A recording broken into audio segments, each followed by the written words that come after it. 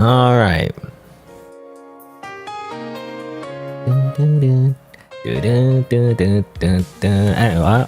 Sorry, I got caught up in the nostalgia of MapleStory, even though this is like a remix of the MapleStory OST. But anyway, I decided to use it because it was like I kind of scrolled all the way down. And I was like, oh, can I use this in my streaming video? And they're like, yeah, as long as you put the thing in the description, which I did actually just now. And doesn't seem to be any, copyright claims. I just hope it's not AI generated. There's a lot of AI generated soundtracks on YouTube. I'm not sure if they're actually made by a person or it was just AI generated, because there's like a tool called Suno, I believe, Suno, that does something similar where you can like just make, songs from AI. But the problem is that MapleStory, I don't understand that. Anyway, the problem is that it obviously, does the whole AI thing where it just kind of like copies other people's music on the internet and just plagiarizes, I feel like plagiarizing, I feel like it's a bit of a loaded term when it comes to AI. Because what does that even mean, It's like it doesn't literally like copy and paste like directly, but it does something similar, right? Anyway, so kind of like what's the difference between like a human being plagiarizing versus like a machine plagiarizing, right? Because when a machine does it, it's a lot harder to detect, I feel like, and then at that point, is it a remix or is it plagiarism, Like when a human does it, it's a remix, right? I don't know. Anyway, what am I trying to say? Anyway, oh yeah, I forgot to say, usually when I start, I usually say today. I usually say the day. Today is Sunday, November 29th, 2025. Today, well, I'm gonna play Bloodborne, I guess. Partly because I upgraded my PC, actually, and maybe that's something to talk about for a little bit. I don't know. I'm kind of like excited, or how that's the right word? Satisfied? Well, I spent $1,000, so I don't know if I'm completely content, but I felt it was due, so I just decided to upgrade my GPU. And also I added for one, I upgraded my GPU, which was a RTX 5070, which I don't know if it's any good, apparently when I search up, see, it says here, is RTX 5070 actually bad, whatever. Basically, it's apparently not good for its price. But then what video card is good for its price at this point, right? I mean, especially in NVIDIA. I don't know, because everything is inflated, because of the investment in AI technology. All the big companies are just putting all the GPUs into like big server farms, I guess, And I think RAM prices hiked or something like that.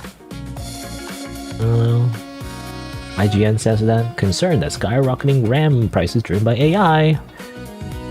Well, right now I have 32 gigs of RAM. Hopefully that's enough, But I guess that's the thing with technology. It's never enough. You always have to keep going up. Anyway, but yeah, I got an RTX 5070 because initially I had a GTX 1660 Ti, and I don't know if I showed this already, but I don't know if this is accurate. GPU user benchmarks is accurate, but it's 200% better, So I felt it was due. I feel like if you can get a GPU that's double or triple the performance, I feel like I might as well, especially because it's still compatible with my motherboard and everything, which is super old, but oh well. I mean, I feel like you don't need to upgrade the motherboard for a long time, I feel like. Anyway, but yeah, I got the RTX 5070. RTX on! I don't know if you can use RTX. What is the RTX even? There's a whole meme about I turned on RTX, which makes everything look better, but also it dips your frame rate or whatever. So I don't know. I don't want that though. I prioritize performance over visuals personally. Anyway, I got RTX GPU. It was on sale technically because of Black Friday, I think. I'm Canadian, so like it makes no sense. But like Black Friday is supposed to be like a thing that happens in America, I think around Thanksgiving or whatever. But we don't have Thanksgiving in Canada at that time. We actually have it a little bit earlier in October, I believe. So it's weird. But anyway. What else? Oh yeah, well the reason, part of the reason I got the NVIDIA one is to get better settings, you know, in OBS, which turns out, I don't know, it's worth it actually. I'm not sure. But I do know that it allows me to activate NVIDIA broadcasts or whatever. NVIDIA audio effects is what it looks like. I downloaded it. The SDK, I guess. What's that mean, by the way? SDK, Software Development Kit? Is that what it's called? Or I'm not sure. Anyway, it just allows me to plug it into OBS. Because normally I would have been using a noise suppression, right? And this instead is that plus room echo, which apparently is better. I don't know. I've been testing it, and it seems better. Like, the whole point of the noise suppression is to remove the hiss from my microphone, especially because the SM7B. It uses a lot of gain, it's very gain hungry, and my freaking... I don't know, my like, what do you call it, audio interface is not very good. I just got the like the bare minimum. Maybe I should just get a better one, I don't know, but you know, but this is like an extra thing where like, yeah, you know what, if I could just fix it with like a filter, that's fine, right? Instead of upgrading the audio interface because I'm cheap. But I don't know, I mean, by comparison, I wonder how good it is, you know. I mean, especially if you turn off the noise gate, turn off this is what it normally sounds like. It's probably, I mean, it's hard to tell maybe if you're not wearing headphones, but there's a lot of hiss, you know. That's the idea. So when you turn it on, like suddenly it sounds better, probably, maybe. I can't tell on my end right now because I'm doing this live. I guess I can monitor it, but like, I don't know, I hate doing the whole monitor thing. Last time I tried to like listen to my own audio live, it broke the audio, you know, so like I don't want to do that anymore. I'm paranoid. Anyway, it supposedly is supposed to sound better. And also room echo removal, I mean, that's a big the big claim, you know, to also remove the room echo, because that's kind of like a thing for like voice acting, you know, in order to make sure your room is properly treated so there's not a lot of reflections from the walls, you know, your voice bouncing from the walls and all that. That's why freaking streamers put in freaking like those foam things, you know, like what do you call this, foam pad sound things, which say sound absorbing or soundproof or whatever, but like it doesn't actually, it's not soundproof, you know. It's like generally these little like cheap little foam pads, from what I understand, don't do much really, and somehow all streamers have fell for the meme, you know. It's mostly just decoration, doesn't do much. If you want to do like actual, like, you know, like a treated room, you would use more expensive materials and stuff, and like have an actual like, what's it called, like, you know, hard walls essentially. But anyway, but that's like very expensive though. What am I trying to say? Well, I'm trying to go back over here. So I'm trying to say like room echo is a big claim. Not sure if it helps. I can't tell the difference, to be honest. I don't know. But yeah, compared to this normal noise suppression, this is the normal noise suppression. I also used another one by Reaper, but then it started glitching out for some reason. I'm not sure. There's like a Reaper thing where like I can like tune out certain frequencies, but it didn't really work. So at least it didn't work anymore anyway. At some point it broke, I'm not sure why. So I was just using the default noise suppression filter in OBS Studio. There's also like Speaks, which is worse, I think. And RN Noise. I think I tried Speaks. Yeah, I tried the lower quality version, and it sounded okay, but then it started getting robotic or something. Like, I can't remember what it was, but like it just basically was not as good. So RN Noise was as good as it can get. But I mean, I guess the only problem I found with these noise suppression effects is that sometimes it cuts off my voice, and like it causes some like weird effects sometimes. Especially if there's any like pops and crackles. Like, it depends, I guess, but I'm not sure. Anyway, but ideally I wanted to use this. You can also choose to only use noise removal and you only use room echo. I tried all of them, and it seems like I mean, it seems like the best combination is both, from what I can tell. Initially, though, it was like, you know, suppression intensity is like 0.5. It was like this before, and I don't know if you can hear the difference, but like when I did this, it sounded really bad. It sounded like I was really muffled or something. That's far away from the microphone. So I feel like this is too strong. I think if you put it like half, I think it sounds better. But I don't know. It might depend on, I guess, your headphones or whatever. But like, I think that sounds better. And I put on the noise gate, and right now this is my setup for my audio filters. I guess I'll check later, you know, because I've been testing it, but like obviously I need to see how it is, but like over like a full stream, because that's when it gets weird, right? Like that's when it gets I don't know, like glitches and bugs, you know. Like I heard like NVIDIA broadcasting tool, whatever that's what it's called, I think, the NVIDIA broadcast thing, which I think you only use if you have an RTX card, by the way, so that's why I'm using it. Part of the bonus of using it is because of this. Download. Where's the... I don't know the... Because I saw there's another page that kind of shows it kind of breaks down all the different types of things you can do with it. This is just SDK. No, it's just right here. Yeah, this one. There's audio effects, there's video effects actually, so you can use it for your webcams, I believe. I'm not a flesh tuber, I guess. I mean, well, I guess I am, but like, you know, I don't use a face cam anyway. So it doesn't matter to me, but yeah, apparently you can use video effects. I don't know what it does exactly, it just makes you, I think it adds to the freaking Instagram filter or something, I don't know. And there's also AR, I actually don't know what this means. Does it mean like augmented reality? Apparently it's related to VTube Studio, so like it's for VTubers? I'm actually not sure what that is. Maybe it's like to capture their faces a little bit better for like their avatars. I'm assuming that's what it is. Anyway. Yeah, what am I trying to say? Oh yeah, I'm trying to say like, I've heard there are like some bugs though, like for example, like crackles and stuff, or like, for example, if you sing, apparently, I don't know if it's in the older version, but like if you sing, you know, apparently it doesn't capture your voice, or you make weird noises or something like that. It doesn't know that you're making a human noise, so like it thinks it should be like removed, you know, like normal humans cannot sing. Wrong, you know, if you have just a weird voice in general, like, do I have a weird voice? I don't know. So I have to see like how it is like in a full stream, you know.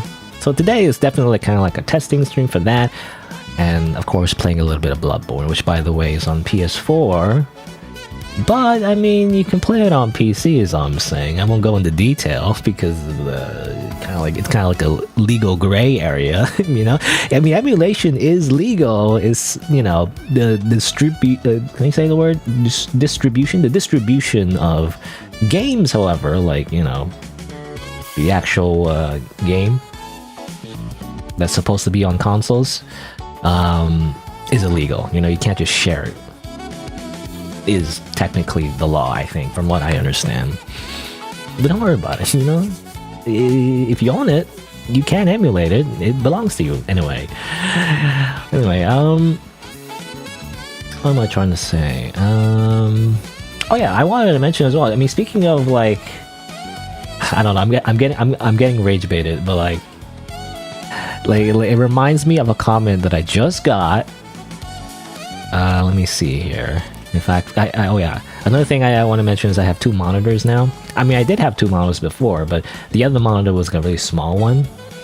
It was a Raspberry Pi. What do you call it? Like, it's like not the food you eat, even though it's a pun, I guess. Raspberry Pi like screen thing.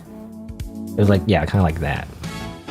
I had like this. I literally had something like this. I even had like a little touchscreen. The touchscreen didn't work very well. It's kind of laggy. But anyway, I literally have this because so I can have like OBS on a different like window and everything. But it's kind of limited though, right? So I decided, you know what? I'll just get a new monitor. I'll get two new monitors because the GPU was only compatible with DisplayPort, and my old monitor did not have DisplayPort. So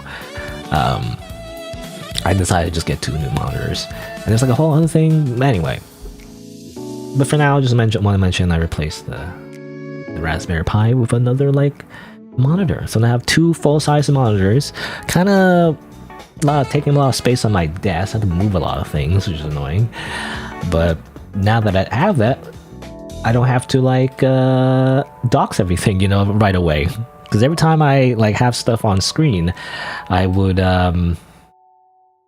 you know, kind of like turn it off first to turn off display capture and everything. Now I don't have to do that, you know. I like I had to do this, you know, but now I can just do it on my other screen. So I have space to do that now, to do like, you know, my screen that has OBS on has all the things. Plus the one small thing, by the way, the settings menu is a very specific thing, by the way. You know, the settings menu of this? I'm doxing this, I guess. I don't know if this doxes anything. But this whole thing, every time I try to open the settings, like, or Windows and OBS, on the smaller screen, on the Raspberry Pi screen, it kept opening in the wrong resolution for some reason. Even when I resized it and everything, it just kept opening like way too big. And I had to like, you know, make it smaller so it could fit the screens. Like, otherwise I can't scroll down, you know. It was annoying. Now I don't have to deal with that, I guess. Because now it's just full screen. Anyway. It was kind of weird. When I drag it between the windows, that's kind of trippy. Because I have it like, I have the other monitor on like, on an angle, you know? I think that's how you do it, right? You have the main monitor, you face directly in front of you, and then you have the second monitor kind of like at an angle, you know? Which is where I have OBS on. Also, but when I drag it, you know, it's weird. It's like, I don't know how to describe it. It's like I'm kind of like folding the window. Anyway, what was I trying to say? Oh yeah, I got rage baited, by the way. So speaking of like human voices and using the video broadcast to make your voice more clear by using technology, by the way, I got a comment at some point. I gotta find it. Where did I find it? YouTube Creator Studio. Let's check community. Oh, here it is. I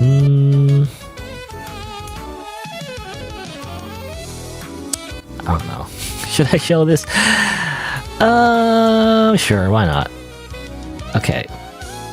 I'm just gonna show it. I don't know if this doxes me or anything. But basically, this guy was saying, I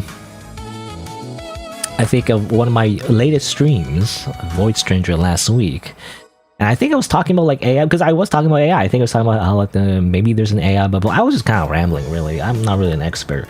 I was kind of rambling about like, you know, how there might be an AI bubble or not. I don't know. I just watched a few videos that mentioned that. A lot of companies are investing in AI. It's like a big whole trend. Obviously, it's been a trend for like several years at this point. Is it several years? I don't know. A few years at least. And how like everything's becoming more artificial and all that, right?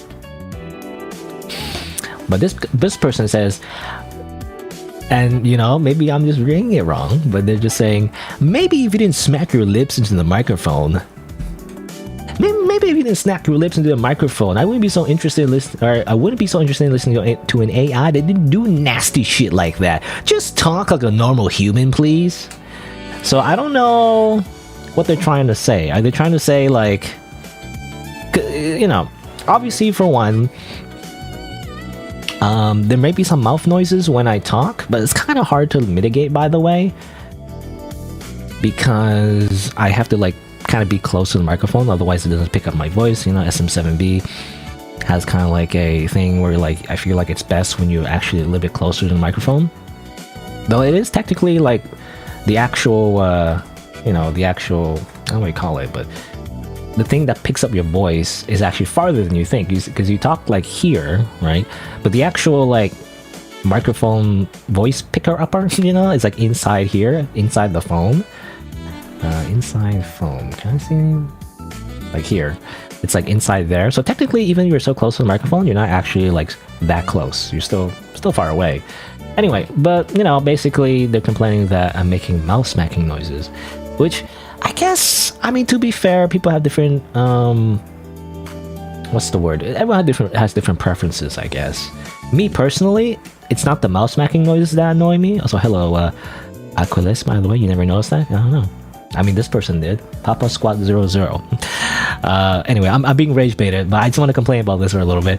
Because I think it's funny, but what I don't like when I listen to my recordings anyway, I mean, you know, besides like me sometimes I'm too quiet, or like I mumble too much sometimes, but what I don't like mainly is when I inhale, you know, when I breathe. Actually, I don't like it when I do that. I breathe too much, I feel like. I don't know, you don't really notice that unless you're looking for it, but I feel like when I'm listening to my recordings, I hear myself breathe a lot. And I think it's mostly like through the mouth, you know, and only in the middle of a sentence, because I do have a noise gate, as I can show again. I do have a noise gate right here, and so if, you know, if I don't talk for a bit, then I inhale, the noise gate will capture it, you know, it will like block it.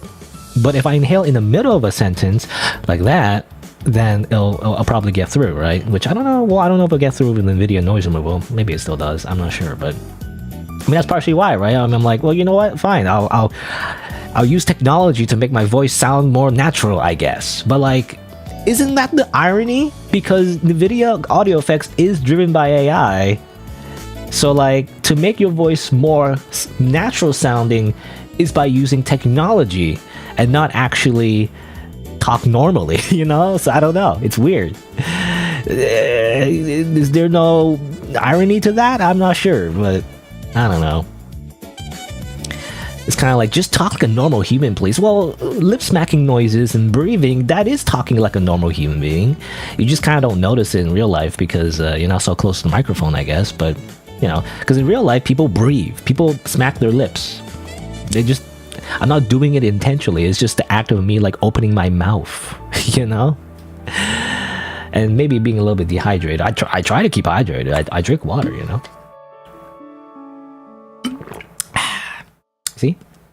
Anyway, I don't know. I just find there's some irony to that. Where like, you spend all this time trying to sound clear and human sounding, we end up being robots. Because, you know, guess what? The most like compressed and like digitally, you know, what's the word? Digitally enhanced voices, like AI voices, for example. Like, I don't know, the whole like 11 Labs, for example. Like, there's a whole industry of making realistic AI voices, right? That sound even better than humans. But at that point, that's not a human anymore. It's a robot, you know? Anyway.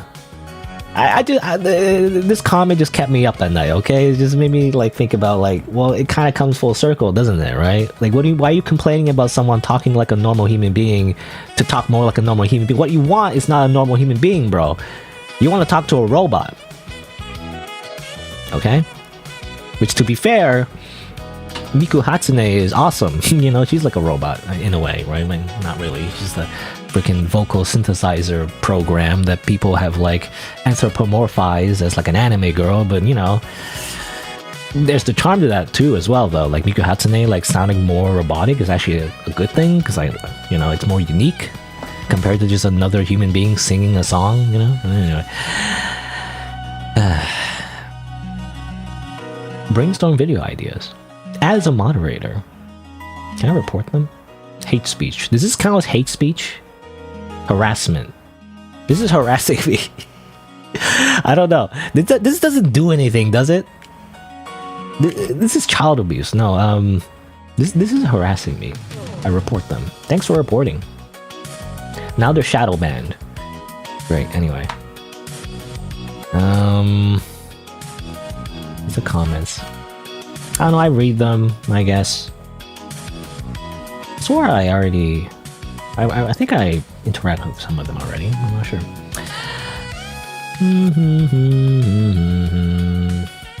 If you like indie visual novels, I suggest Your Turn to Die. I already know about that. I was waiting for that game to be done, you know? I always wait for games to be done and then play it. But then I never do, because they're never done. What did I wanna do? Oh yeah, there's another rage bait comment, I feel like. Do I search here? How do I search for comments? I don't know. I think it was this one, I think. I just made like a silly little post here. You won't beat the allegations. Well, I was talking about, like, you know, people always assuming that I'm a femboy because of my Stolfo avatar, basically. And I don't know, I felt like this was a funny reply, where I say, you know, this guy says, you won't beat the allegations. And I'm like, well, if I beat the pre-patch version of the Elden Ring DLC final boss, by the way, I'm not saying the name because of spoilers, then I can beat anything, because it was really hard, you know, it was a really hard boss. Anyway, I swear there was a comment about my character having a big forehead or something. You know, big forehead. In the era, in the cursed era of PFPs. Anyway, I was trying to be dramatic. I don't know. It's just kind of cringe.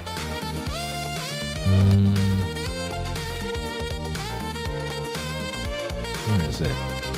This one. This Johnny says, big forehead. Which is such a Zoomer thing to say, by the way. I mean, big big But isn't that normal, though? I think it looks okay. I mean, most anime characters do have big foreheads. Like, if you search anime character face draw, or first draw, like, when they're bald, they have a big forehead, you know? Because that's how anime characters are drawn, bro. It's when you put, like, hair on it, it's, like, it's less, like, it's more proportional when you put hair on. But, like, every anime character looks like this, you know? You take off the hair, it's, like, the really big forehead and bald. Yeah, I don't know. Anyway. How did I manage to play Bloodborne on PC? Well, can I say it? I don't, again, it's legally in the gray area, so I'm not sure if I'm allowed to, like, explain everything. I mean, you can Google it, you know, just search Google Bloodborne PC guide. You probably will understand most instructions. The only caveat is that technically you're not supposed to just get the game online. So you're supposed to technically, like, just with any kind of emulation thing, you're technically supposed to own the game, and then you're supposed to, how do you say, you're supposed to, what's the word? Extract? I don't know if extract's the right word, but, you know, you're supposed to, like, download the game from your own copy, you know, from a console or whatever, into your PC, and again, you're supposed to have the license to own it. Then you can emulate it, sort of, but that's, again, legal gray area. What's illegal is distributing, you know, the copy of your game, not so much the actual act of emulation. As far as I understand, I'm not a lawyer, but as far as I understand. Anyway, what allegations? Well, again, it's just based on this post I made. Besides the femboy allegations, you know, again, it's because I used to. I mean, I don't know if you've been here before, but like, because I always had the avatar. I mean, if you search SighingSlider, I guess I had the stealth avatar. This time. Does it show? Does it show like bad things? Well, yeah. Like if you search my name, you find this, right? Because it's the old avatar.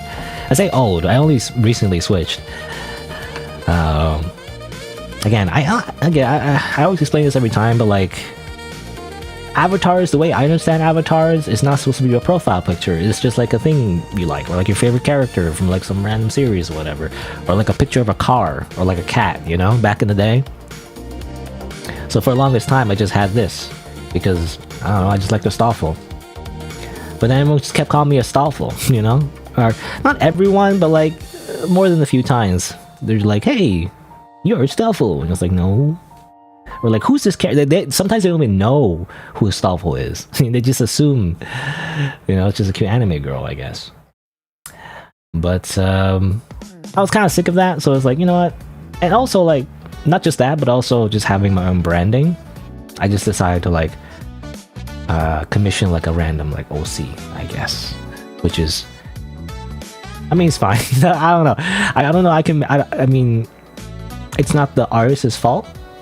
And I don't know what else I could have done differently to like make it better, but it is kind of bland, isn't it? You know, it's just kind of a dude. I like the jacket, but I don't know, it's just a dude, I guess. That's fine. Again, it's my fault though, because I don't have a big imagination, you know? I don't allow creativity. I think it looks good overall though. Like I'm not saying the drawing's bad, it's more so like the design, which is, you know, my responsibility really. Because I was trying not to like be like a VTuber, you know, where they have the freaking like epic dramatic backstory. They're for like an alien from hell, and they also have 5 eyes and 3 arms, and also they came from a traumatic background where they killed their parents, but then got new parents, and then revived their parents, and then I don't know. Anyway. And also they have the dual-wielding pistols. I don't know. Anyway, I didn't want like some over the top like anime character, you know. I just want like a normal like self-insert OC, nothing special, has some features that I have in real life, which is like the ponytail, which I used to, you know, because I'm growing my hair long, glasses, a little wristwatch, I always have that wristwatch, and it's kind of like neutral colors, you know. That's the idea anyway, and just an anime character, I guess, you know. Again, more like how like artists have their own self-insert OCs, you know. First thing I think of is nomnomnami.com. You know how like she has like this character for some reason is her OC, I think. I'm assuming her self-insert artist OC also even has like stats. Crazy. Wow. Specials. Info. Great. You know, like nothing special, just kind of like not meant to be like a main character like an anime. It's just like a quick little like simple OC self-insert, so you have a face to identify with, you know, I guess. Even though I was initially kind of against it in the beginning. Anyway, how long was I yapping for? About half an hour. I should probably start soon. What else did I want to mention? I totally forgot. Other than like being rage baited by that one guy's comment about lip smacking noise.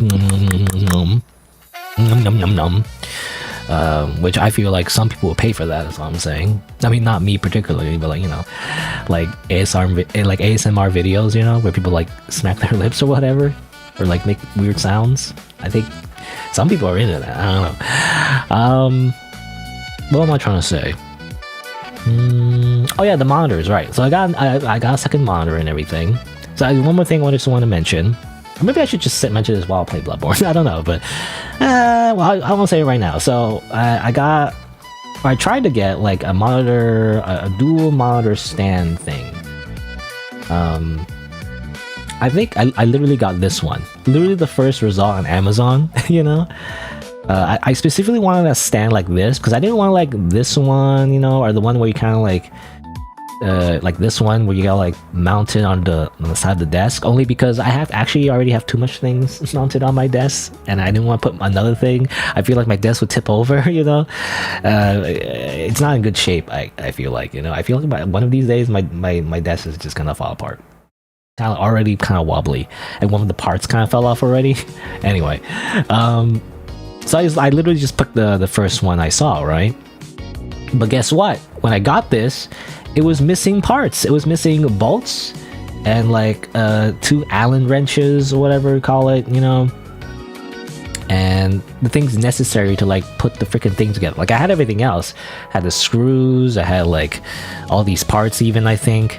But I was just missing the bottom part. I had bolts I needed to put in, and like 3 holes or something, and I didn't have it. So like, that's annoying, isn't it? Anyway, so what I did, I mean, obviously, for one, I shouldn't have just ordered the cheapest like first thing I saw on Amazon, but also, I was like, you know what? I'll try to contact the manufacturer, right? That's a normal thing to do. Well, guess what? I mean, looking at the name, which is like a lot of names on Amazon, I'm pretty sure it's just a freaking like overseas like Chinese company, or it could be Chinese, could be some other, you know, foreign country, I don't know. But I tried calling them. You get like generic robot voice. They're like, thank you for calling our customer service. Our associates are blah blah blah blah blah. Thank you for waiting. And you know, which by the way is every like, I feel like every customer service line, a robot person, all sounds the same. It's like always a dude, right? Hello, like I can't really replicate it, but like, hello, thank you for calling. You know, it's like, we value your time. You know, whatever.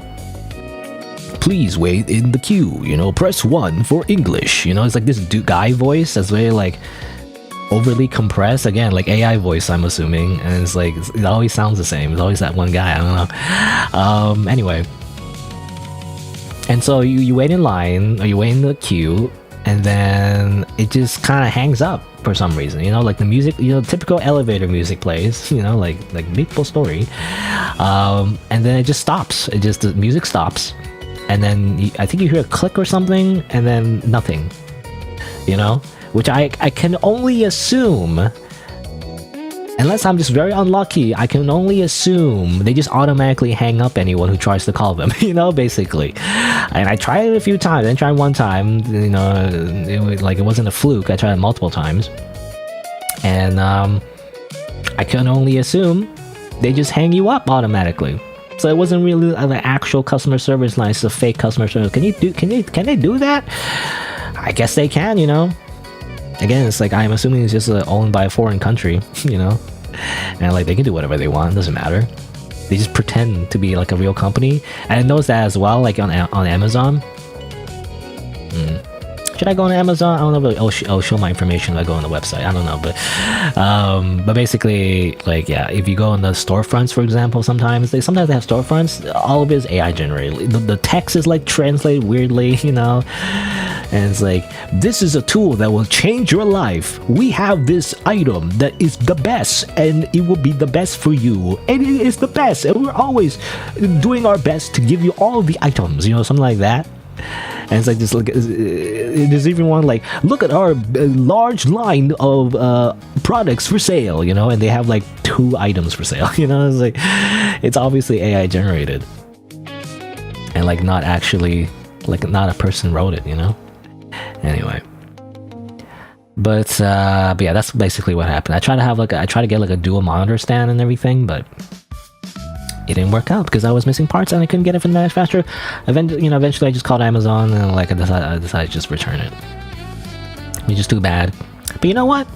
I think it's fine. Right now I just have because at the very least I didn't have the most important parts missing, which is the actual monitors and even the graphics card. I was scared of the graphics card just for some reason not getting here, or like somehow, you know, for some reason gets swapped out. I heard horror stories of that, right? Like graphics card getting swapped out on Amazon, like someone like stealing the card and replacing it with like a fake one, you know, things like that. I mean, as far as I can tell, it's working, you know. So, unless it really is a fake one, I don't know. I'm not sure. I'm looking at system information. I'm looking to get that from the system information. Let's see. NVIDIA control panel. System information.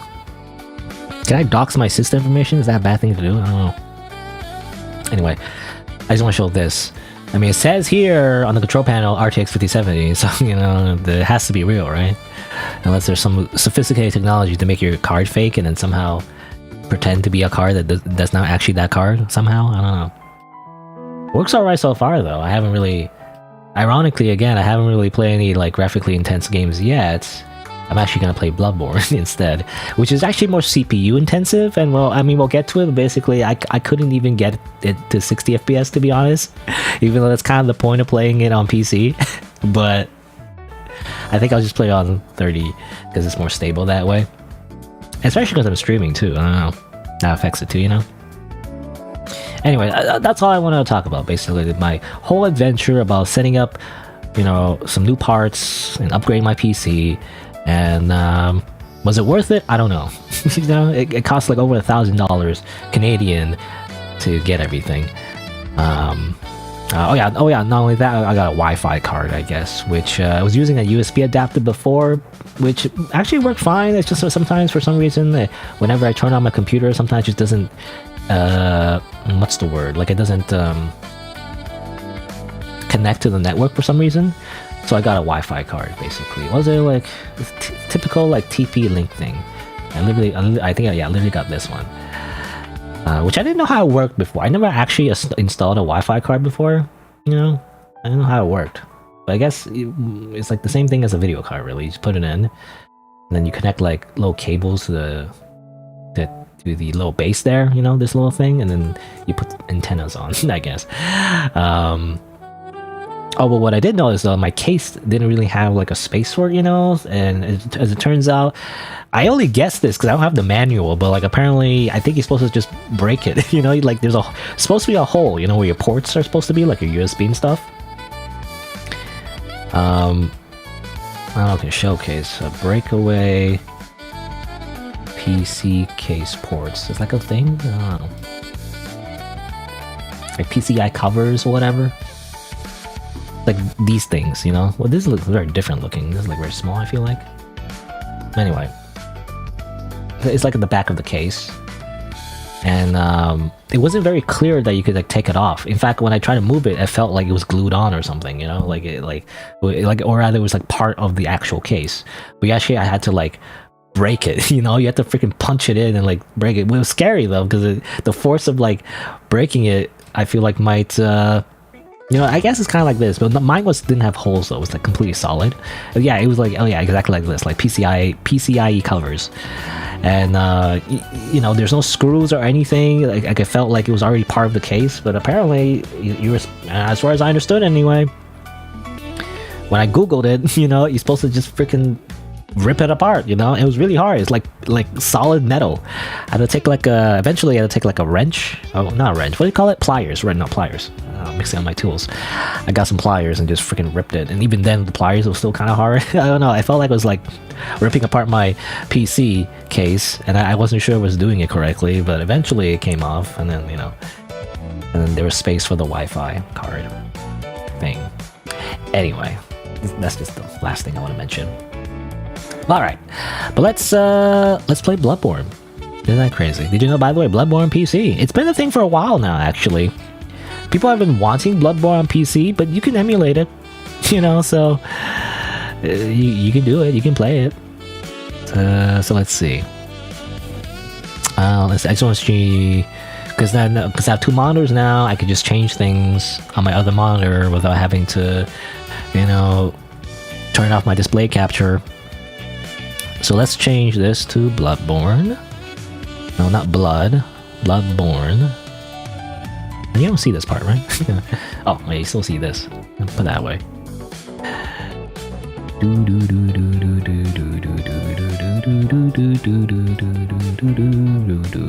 Alright. Oh yeah, I want to change this. Timestamps.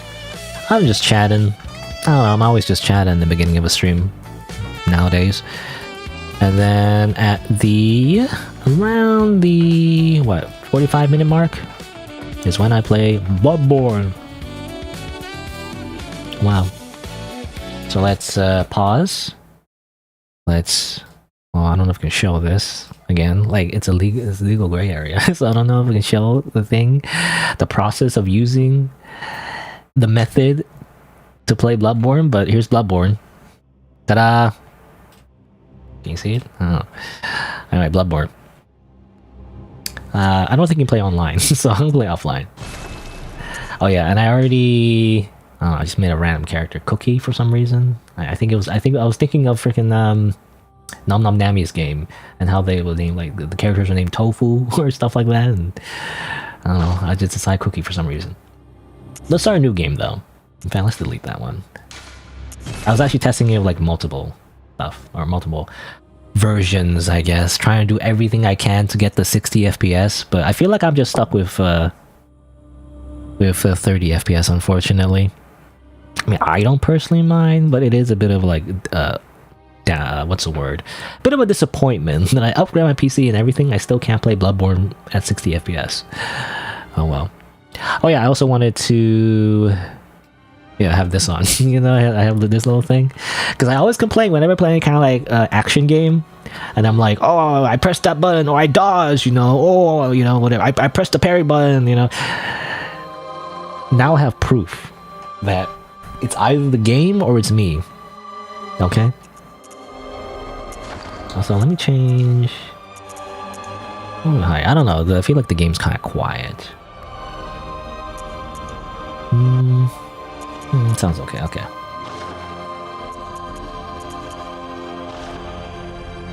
New game. Oh, yeah. Again, Bloodborne. I mean, this is an old game, so I guess I'll just talk over the cutscene. But I was gonna mention, like, I'm such a big Souls fan. And a From Software simp, you know, essentially. I play almost all the Souls games. I played Dark Souls 1, Dark Souls 2, Dark Souls 3, mostly off screen at this point. This is before I streamed. I played Elden Ring, of course. Did a whole playthrough of that. I played the DLC of Elden Ring. I played all the DLCs of all the Souls games as well, by the way. And yeah, I mean, I really like Souls games. I have like almost 1,000, 2,000 hours in total of the whole franchise. At least a few thousand, I'm not sure. Also, hello, Elias. I sound like G-Man when I inhale. Okay. Is that a bad thing? I'm not sure, because... Wake up. Wake up, Freeman. Wake up and smell the ashes. What do you say? What does he say? I forget what he says. Is that like a bad or a good thing? Because I do have... Because the thing is, I have changed my filters to have the... NVIDIA audio effects, noise removal plus room echo removal. So I don't know if it's a good thing or not when you say I sound like G-Man. I don't know. Is it distracting? I'll have to see, because I might have to change it back later. I don't know how it sounds like right now, because obviously you have to look back at the recording. Anyway. I don't know if any of this matters. Keep it? Okay, but it depends if it's annoying, because I don't like it when it's annoying. Because I also inhale anyway, you know, even without the filter. Wake up. Wake up, Freeman. It's time to smell the ashes. The right man in the wrong time. Or was it the wrong man, the right time? Or... I don't know. I can't. I remember the quote. I'm not a half. A bit of a blasphemous statement, by the way. But I'm not really a Half-Life fan. You know, I tried playing Half-Life 2 at some point because it was on sale on Steam. I didn't like it. I played up to a point where you like drive a car, and I'm like, I kind of felt like you were just going from place to place, and like it felt too gamey, you know, ironically for like a video game. But you know, it felt like just long stretches of walking and shooting and some real puzzles. You move barrels around, you know, like I didn't really get it, you know. I couldn't get into it, you know. There was a story, but like it's usually some person talking at you, and you're like a silent protagonist, of course, but like it just didn't feel all that interesting. And obviously it's a defining game of its generation, but because like it's the first of its kind, I felt like it just felt kind of boring when I went back to it, you know. The most fun I had was in the beginning, where you can like no clip around, you know, and just see how everything was set up, you know. Because, you know, pick up that can, you know, that part was interesting though. It felt like a freaking, you know, like a cinematic walking simulator basically, which there's tons of that nowadays in the games industry. But, you know, again, first of its kind, so that's kind of interesting. And it's interesting how like if you no clip around, you can see, like, even though it feels like a living, breathing world in the beginning, it's all set up with, like, you know, in a specific way to kind of force you onto a specific path. Like, it feels real, but it's all, you know, it's all like tricks, I guess, to make you feel the world's bigger than it is, that kind of thing. Which is actually kind of cool, actually. I mean, that's what kind of like the Souls games does. Anyway, what am I doing? I was explaining, yeah, right. I was explaining like Bloodborne and how, like, yeah, I play most of Souls games, but I haven't played Bloodborne. So I don't know if I'm gonna do a full playthrough. Obviously, today is just trying. You know, again, I upgrade my PC and everything, so I just want to like try it out and see how it is. You know, test out my new streaming filter, which is like one filter really. But again, I do want to play it, so I'm going to play it. The one game I haven't played from the Souls franchise is Bloodborne. I even played Sekiro. I really like Sekiro. Haven't played Demon Souls though. I have to try Demon Souls at one point. Anyway, so again, this will not probably be like a long-term playthrough. I'll just play it today and never come back to it probably.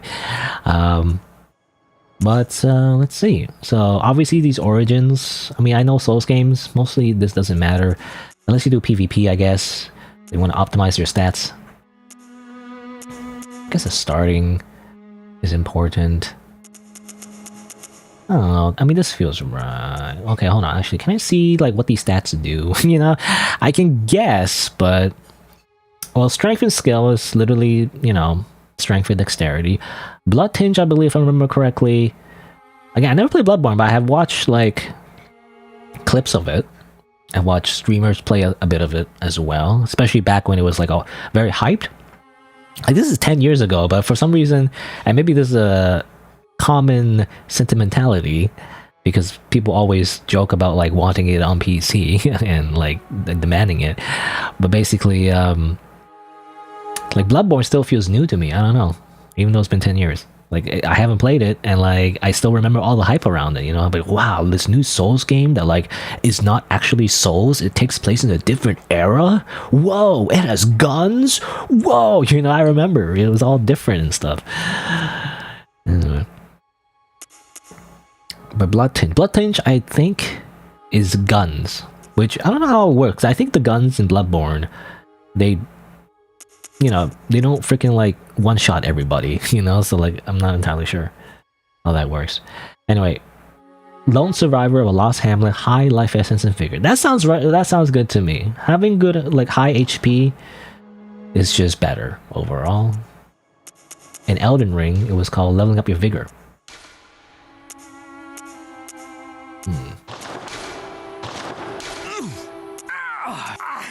Ah! Sure. Muscular physique. Because I've been working out recently, you know? I don't know. Well, I was gonna say, like, usually I just play a female character, you know? Because I have a freaking self-insert OC. Why not just make it, I guess. Though I don't know as much to make, because obviously it's a different art style. I don't know how you're supposed to, like, make, like, a one-to-one, you know, with this kind of graphic style. I guess I would at least change the hair, you know? The classic freaking... Oh, yeah, well, I did notice that this game that had... No, you see there? It does have some glitches with the faces, so I might... There is a patch for it, but like, what I don't like about the patch is like it disables character creation, so your character isn't unique anymore. Which kind of defeats the whole purpose, right?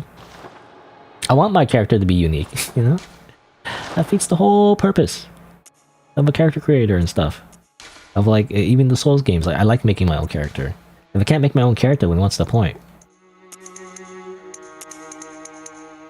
You know? What's the point?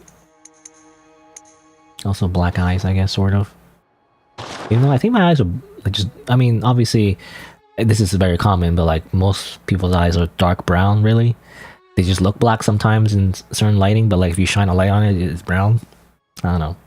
When I look at it in a mirror, it looks black. It looks very dark. Anyway, obviously this isn't like really me, but... You know, at least I have the hair and the eye color, really. That's all that matters, you know, in anime. Otherwise, you have just generic face. I feel like their face is kind of long, though. They're kind of long. Giga Chad long. I don't know. Just me.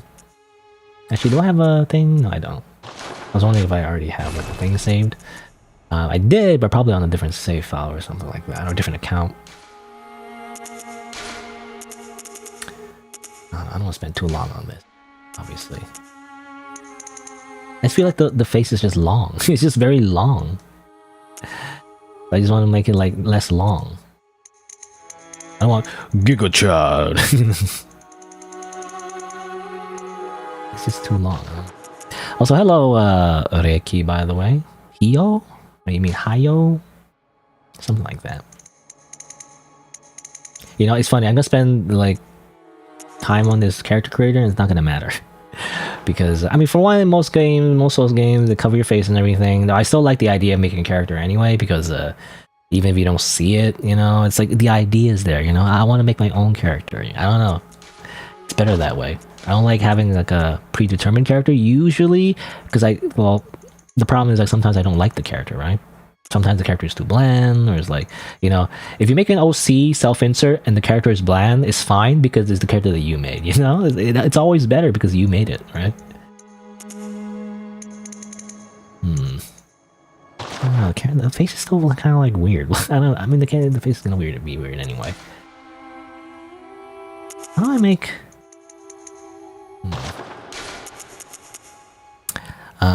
You're glad I upgraded my PC? Yeah. It costed a pretty penny. I don't know how long it'll last. Apparently the RTX 5070 has 12 gigs of VRAM. I keep reading this online, by the way. 12 gigs of VRAM, which is bad apparently, because you want 16. I don't know, some arbitrary number like that, I guess.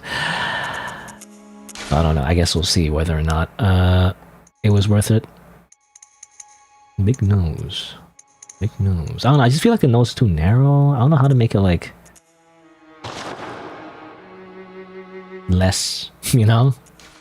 I don't make it less.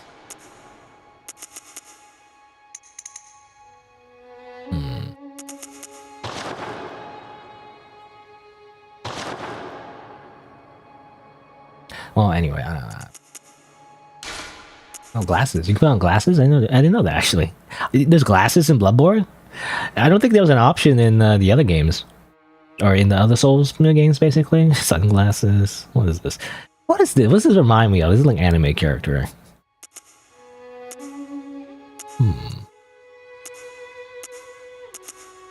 You know, initially I remember the artist that commissioned actually did have glasses on my character, my self-insert character. And they were circular like that. But I didn't like it, because you know why? It just reminded me of Harry Potter, you know? Like, hold on. It just made me think of freaking Harry Potter, you know? This guy. So when I think of circular glasses, I just think of Harry Potter. It's like, I don't know. I can't just not think of Harry Potter is the problem. So that's why I didn't want like completely circular glasses on the freaking design. Because in real life, my glasses are not circular. I mean, recently I switched to like more squarish looking glasses, though I've used rectangular glasses for the longest time. Not that it matters, but you know, it's just things I need to be aware of now. Is it just me, or is the glasses kind of like clipping into the eyebrow? Or maybe it's just me. Color glasses. How do you make a silverish glass? I mean, this one.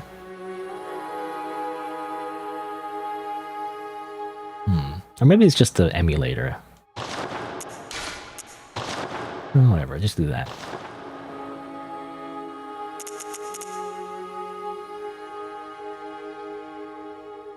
I don't know, the face looks...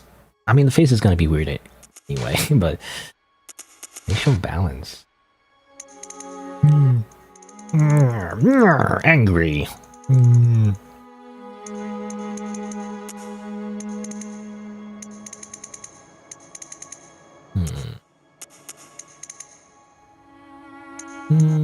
Maybe.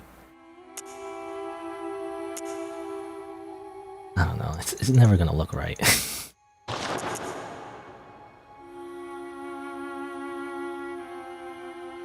Okay, whatever.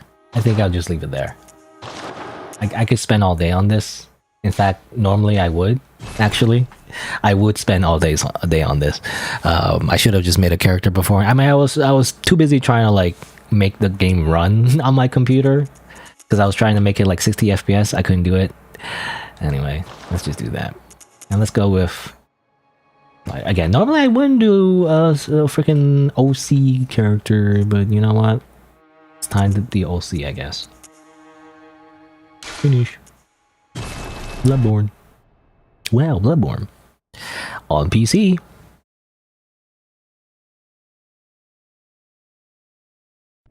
Good. All signs. Oh yeah, I can see my controller. Now, let's begin the transfusion. Oh, don't you worry. Oh, don't you worry. Whatever happens, you may I'm just gonna like... a mere I'm just gonna drug you real quick. That's all. I was wondering where to put that little controller overlay, by the way. I wasn't sure, because I didn't know if I want to put it like bottom right. I literally like looked for screenshots of the Bloodborne UI because I wasn't in game at the time. I didn't want to like open up the game again, you know, just to check where I want to put the overlay. I was thinking top right makes sense because top left is the health bar. Bottom left is, I think, some items, or am I thinking of like normal Dark Souls?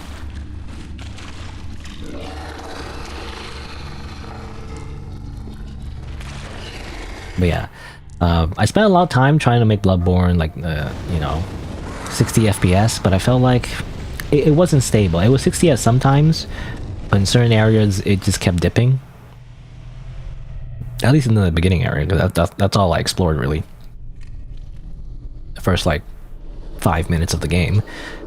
But yeah, I felt like I couldn't really get like a stable 60 FPS. I'm really jealous because everyone else seems to be like everyone's like, I have a 3060 and a CPU from 5 years ago, and I can run it 60 FPS stable. You know, I was like, what? What do you mean? I just got a new GPU, and I guess to be fair, you know, the emulator is more CPU intensive than it is GPU intensive.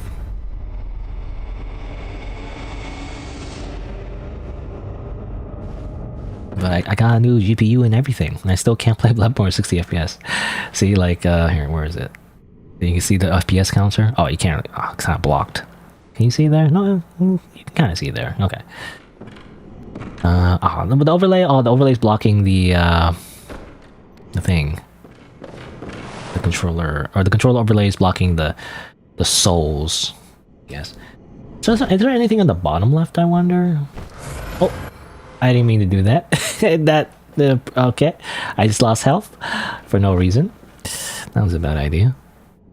Hold on, I'm gonna change something. Let's change it. Let's see. Let's put it over maybe here. Oh, this is a good spot. Come on. It's not perfect. It's just slightly not perfect. Okay. But now I don't like the way it looks.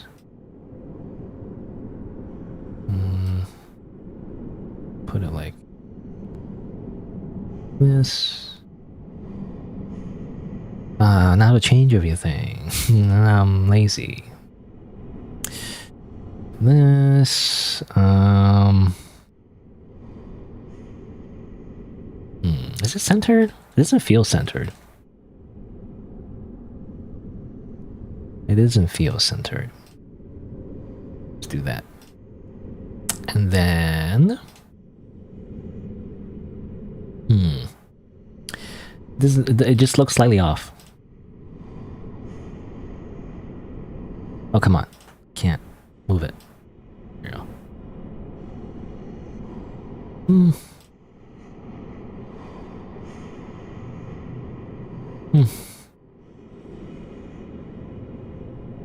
That look okay? I don't know.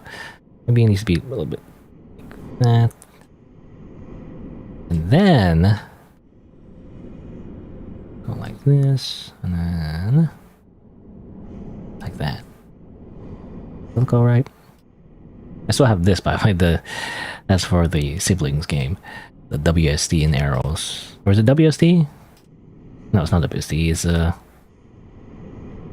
change that actually. I labeled it WSD, but actually it's just arrow keys. I should have one for FPS games, I guess. Though I haven't really played FPS. I haven't really played an FPS game in a long time. I was thinking like I should have like an FPS like WSD thing as well. Anyway, a little gesture going forward. Anyway, so you see there on the top right, 30 FPS. Again, I can try to do 60, but like it dips way too often. I don't like it. I think 30 is good enough. But yeah, Bloodborne. Everyone. I say everyone. I keep saying everyone. It's a hyperbole. But should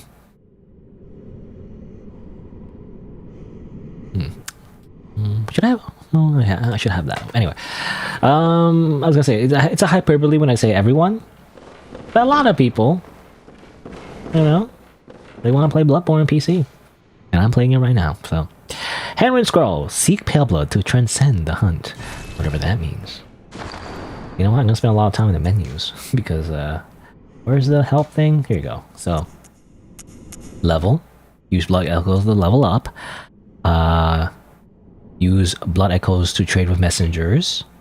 Love of insight or depth of inhuman knowledge needs to ring a special bell but induces frenzy. Vitality is HP. Endurance is stamina resistances, which is a meme in Dark Souls 1. Like, what do you mean resistance doesn't do anything? Physical attacks for heavy weapons. And determines whether or not you can use equipment. Nuance physical weapon attacks determines whether you can use equipment. So basically, you need these to use equipment. You know, strength and dexterity, of course. Attribute governing power on weapons that use QS bullets. Quicksilver, I guess. Quicksilver bullets. Also determines equipment, and this one's governing arcane attack. I actually don't know what arcane means exactly. It's a weird star thing. Also determines whether you can use certain equipment. Okay, so basically these are all the stats you have to pay attention to if you want to use certain weapons, I guess. HP, the power or will to survive. Stamina, discovery, chance of enemies dropping items, of course. That's a common thing in Souls games. Attack, rating, physical defense, the different like debuff resistances that like don't matter too much because you know I feel like, especially if you walk, like in certain areas when you're just walking like a poison swamp, for example, no matter how much poison resistance you have, eventually you get poisoned, so it doesn't matter, you know. And damage reduction. Reduction of damage from firearms and other blood attacks. Interesting that blood and bullets are the same, I guess, in Bloodborne. I guess that's what it's called, Bloodborne. Fire attacks, bolt attacks. I guess electricity. Ruin effects, right. There's something, yeah, I think there's something called like... Well, there's like randomly generated dungeons in Bloodborne, right? Or something like that? I don't know much about it. I just know that was like a thing. I see the... I don't like that. I guess the... it wasn't happening before, but now it is, which is annoying. There's like a weird glitch where your face does that. And there is a patch that kind of fixes it, but it makes it so you don't have like your own custom face anymore, which is annoying, you know? It kind of defeats half of the game. Half of the game of Souls games is making your own character, okay? I was even so hesitant to play Sekiro because you don't get to make your own character. I mean, ultimately I did like Sekiro, but still. What drew me to Dark Souls 1, the first Souls game I played, was making my own character, you know? But the fact that I have to disable it to like make the game not do this is annoying, you know? Whatever. What about just restart? I don't know. It was working fine before though, even without that patch, because I haven't actually used the patch yet. I just know it happened like occasionally, but it didn't really happen for like a long while though.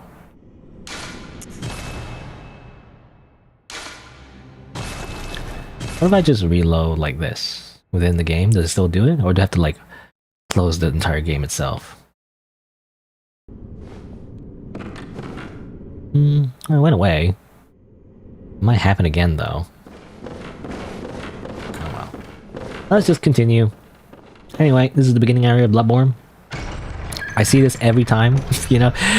Like, I remember when I wanted to avoid spoilers, but I also still wanted to watch a few streamers play Bloodborne, so I always saw the beginning of Bloodborne, so I know what happens and everything. There's like a dude here or whatever.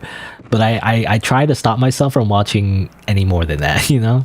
I still end up being spoiled on certain things anyway. Oh. It's an old game, who cares? Anyway, attack. We don't have a weapon though. We're just using our hands, by the way. It's a very specific fighting style. I don't know, why are we chopping for hands? I believe you can also do this, I guess. Makes it look silly, I don't know.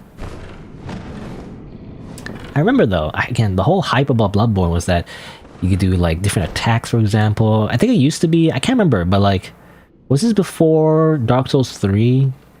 But like, you can do like different attacks. You can do like running attacks. You can do like a backstep attack that's different, you know, and a rolling attack that's like slightly different, you know. Like the moveset is like slightly more varied in Bloodborne, which was new at the time, you know, from what I remember. Lock on release, of course. And oh yeah, you roll like this because you know how it's called roll slop, you know. In Bloodborne, you actually don't roll anymore. A bit of a stutter there. You actually are able to dodge like this. So if you lock on, you actually do like a little dash, which I'm surprised they don't do anymore. In Elden Ring, there was the freaking, what's it called? I forget what it's called. Bloodhound Step. There was Bloodhound Step, and there was Quick Step. Quick Step, I think it was also in Dark Souls 3, where you would use your mana, and you would do something similar, but it looks dumb though. You know, in Dark Souls, like your character like crouches way down, like they bend their knees more, and they're like almost like, I don't know, they're like dragging their butt around, you know? Compared to this, it looks way better. Look at this. This is like way better. It doesn't look like they're like sliding their butt, you know, they're scooting around on a carpet or something. I don't know. I don't know carpet, but you know, like a little toddler, right? With diapers. I don't know, scooting on the ground, their butt. That's what they remind me of, you know, the quick step. I mean, can I even show it? Can I? Well, hold on. Let me. I want to like. You can't pause in these games. Anyway, I just noticed a glitch. You see, there's a glitch there. Oh, there's a weird glitch there too. Oh my god, why so many glitches? Whatever. Let me just fight this thing first. Anyway, you have bare hands here, so obviously we can't do much damage. Let's see. See, like 2 damage. Wow. I did notice though, and this is something I didn't know about. I actually did not know about. I figured it on my own. Hopefully I can do it correctly. Uh-oh. I'm dead. Damn it! What? The one time...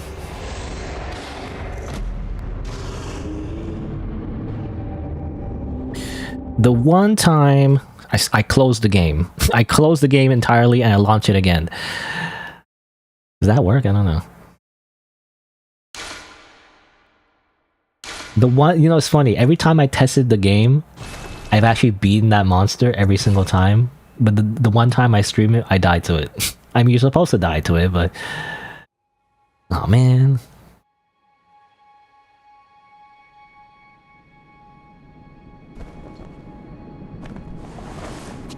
Whatever.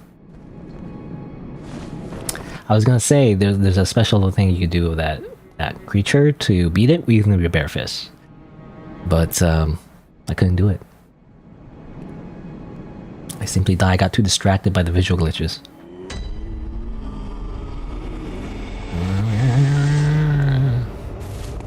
I almost just want to go back right away so I can do it again. Try again. Let's try again. That didn't count. I'm not even gonna bother exploring what that place was. A Hunter's Dream, I think, or like the I guess the hub world, because I'm gonna bring it back. Let's pretend that never happened. Let's try again. That never happened, actually. I did not die. Well, his eyes are glowing. I guess that must mean it has my, like, souls or whatever. Oh yeah, there's the whole rally effect, I think is what it's called in Bloodborne, where you, like, get your health back.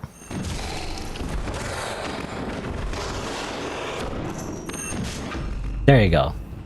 So apparently, and this is different from the other Souls games, I've noticed, if you get a charge attack from behind the enemy, you basically get a backstab, you know? They kind of stagger, and then you do like a repulse. I guess it's called visceral attacks in Bloodborne. There you go. That's what I wanted to do initially. Anyway, one of these messages. When locked onto a target, you quick step instead of rolling. Right, I mean, that's what I mentioned before. Actually, there's a lot more messages than I thought. I thought only one. Oh, there's one here. Backstep and roll, of course, yep. Options menu. Shoot! Funny. What do you mean shoot? I can use my other hand, I guess. That's not shooting, but... Actually, does that work, by the way? If you somehow... Well, I know in Bloodborne you can parry, right? Sort of. Not really parry, but like, you know, you can like stagger enemies with bullets if you attack them while they're doing an animation. Kind of like a parry, you know, in the original Souls games. But can you do it with your hands? Is that like a thing or not? I don't know. Does that count? Or is that... I'm not sure. Lock on release target. Okay. Well, anyway. Let's go back to the hub world.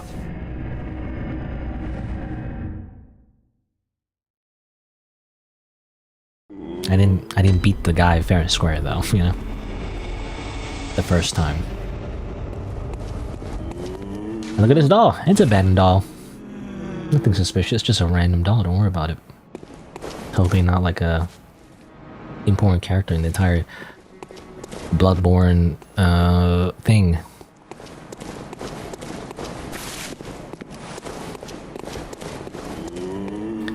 That gift. So the messengers offer you a trick weapon. Choose one. Trick weapons are wielded with the right hand and employed in beast hunting. Right, that was like a whole thing in Bloodborne too. It's very unique to Bloodborne actually, the trick weapons. There's the saw cleaver. One of the trick weapons of the workshop, commonly used in the hunting business. This saw, effective at drawing the blood of beasts, transforms into a long cleaver that makes use of centrifugal force. Centrifugal? The saw, with its set of blood-letting teeth, has become a symbol of the hunt. It only grows in effectiveness the more grotesquely transform the beasts. I wonder if that's actually like a thing. Like if you fight beasts, it actually does more damage or whatever? Or is that just like flavor text? There's also the Hunter's Axe. Has more durability. Retains the qualities of an axe, but offers a wider palette of attacks by transforming. Boasts a heavy blunt attack, leading to a high rally potential. No matter their past, beasts are no more than beasts. Some choose this axe to play the part of executioner. And the third cane. One of the trick weapons, yada yada. Suddenly deadly is a rigid bladed cane, but also serves as a whip when its blade is split into many.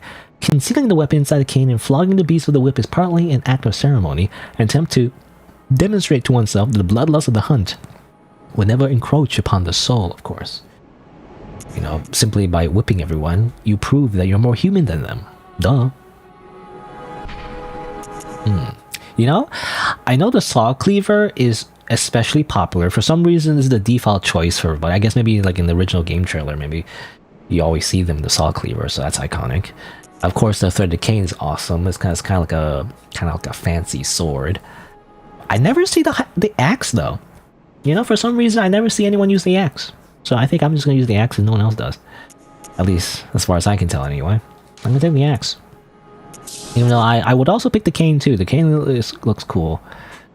I'm pretty sure it's like, again, like a little like kind of like a rapier, I think, or I'm not sure. I'll take the axe. And a firearm, employing the hunt. There's a pistol or a blunderbuss. I feel like, wouldn't you just take a shotgun over like a pistol? Well, let's see. I mean, what's the difference though? Pistol made the workshop of hunters stalking beasts. Hunter firearms are especially crafted to employ quicksilver bullets fused with the wielder's own blood, boosting damage against beasts. The pistol is a quicker draw than the blunderbuss, allowing for speedier responses to attacks. So it's faster, okay. And this one is the impact of this highly effective weapon counters beasts' swift movements. Its widespread is nigh on guaranteed to hit the mark. So it's easier to hit with, but takes longer. You know what? I might take... I feel like everyone takes the pistol though, I feel like. But it's probably better. Because I'm thinking again, I know this parries. It's not really called parries, but you know. There's like a mechanic in Bloodborne where if you attack them while they're attacking, you get like a thing that happens. It's probably better to get the pistol instead, you know? The blunderbuss... might be more fun because it's more of a challenge, right? Just because it's less effective doesn't mean you still can't use it, you know? Now I'll take the pistol. It's hard to pick, but I'll just pick the pistol because I like parrying. A notebook. Leave messages to these lower to share them with hunters in other worlds. Doesn't matter because I'm not online, so... Anyway, quick item, no arms. Hunter axe. Hunter pistol. Ooh. You know, the animations... I don't know, is it just because the arms are longer? I don't know, it feels like the arms of our characters just longer, you know, compared to like Dark Souls characters for some reason. Is it just me? But like the animations are like, they look good. They don't look as clumsy as in the Souls games. Even in Elden Ring, when you swing your axe with one hand like that, it doesn't look right. I mean, even this is like a little, like obviously not really, probably not really accurate to like HEMA standards, you know, like martial arts standard or you know, historical European martial arts standards. But I don't know, for some reason it feels smoother. It's just because of the sound effect. It goes swing, swing, whoosh, whoosh. It just feels better. Obviously, you can do a trick weapon. Hiya! And now it is a polearm. Ooh, that's kind of cool. I like how you slam it like after. Like that's a good transition. I don't know.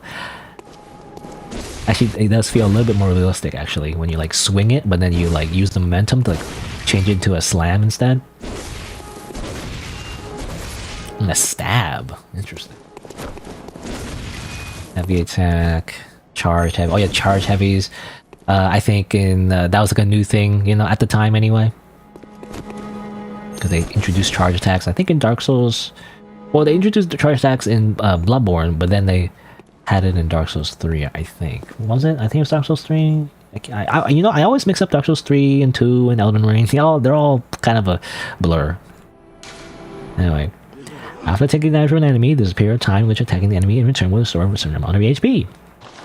A lot of tutorial messages. You know, this is definitely reminiscent of Demon Souls. Another game I haven't played, but I've seen a lot of gameplay of.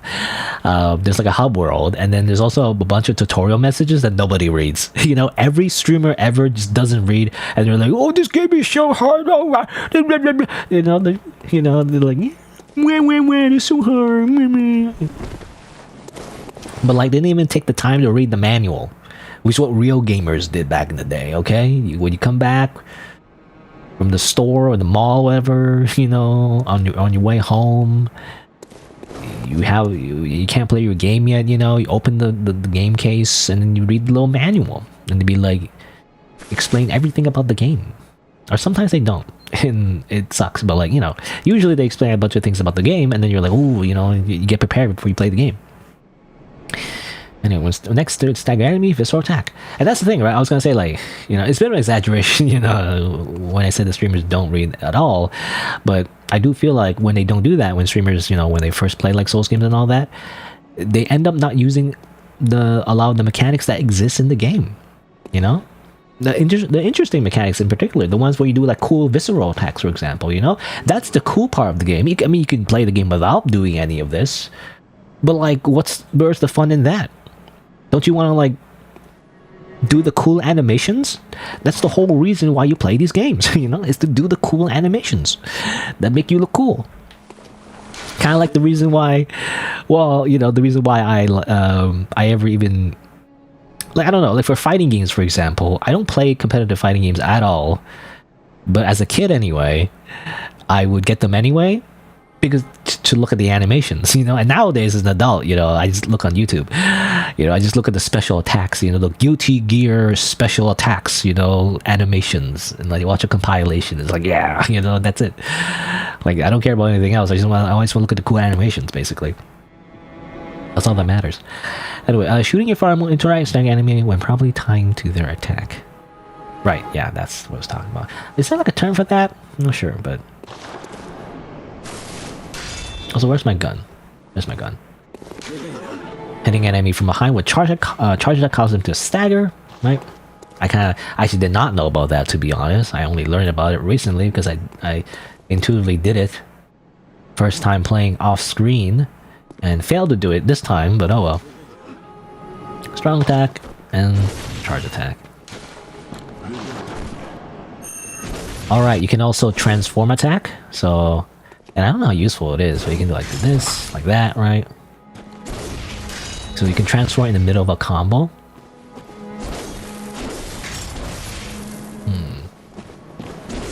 I wonder how different it is when you transform into different parts of a combo. Different weapon lengths. Or weapon states, I guess. Closed.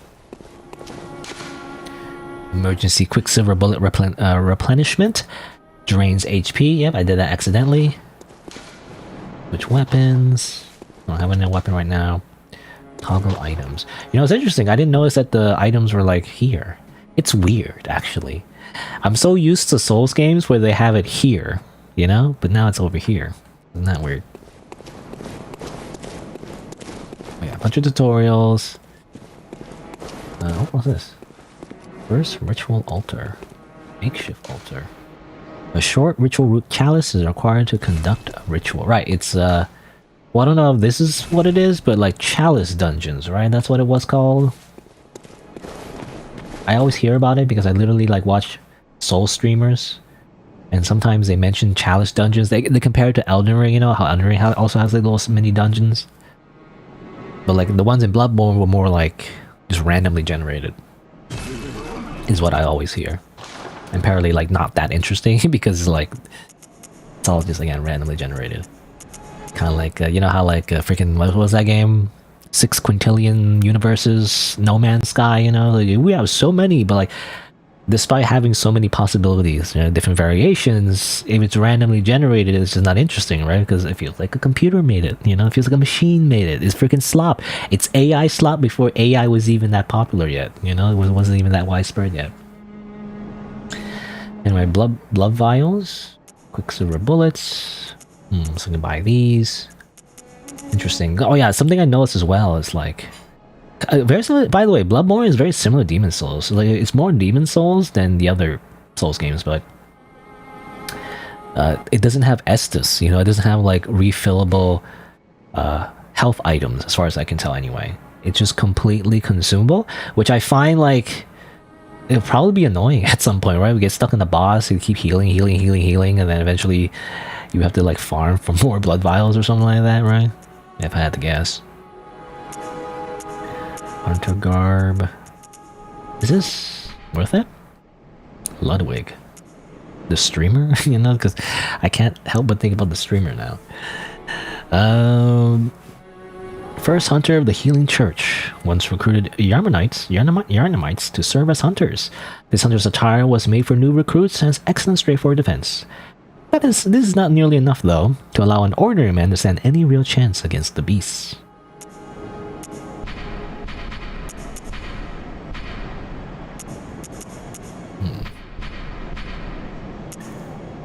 I assume this is just better, right? 140, 50. I just want to see like how it compares to what I have. Yeah, I guess it's better.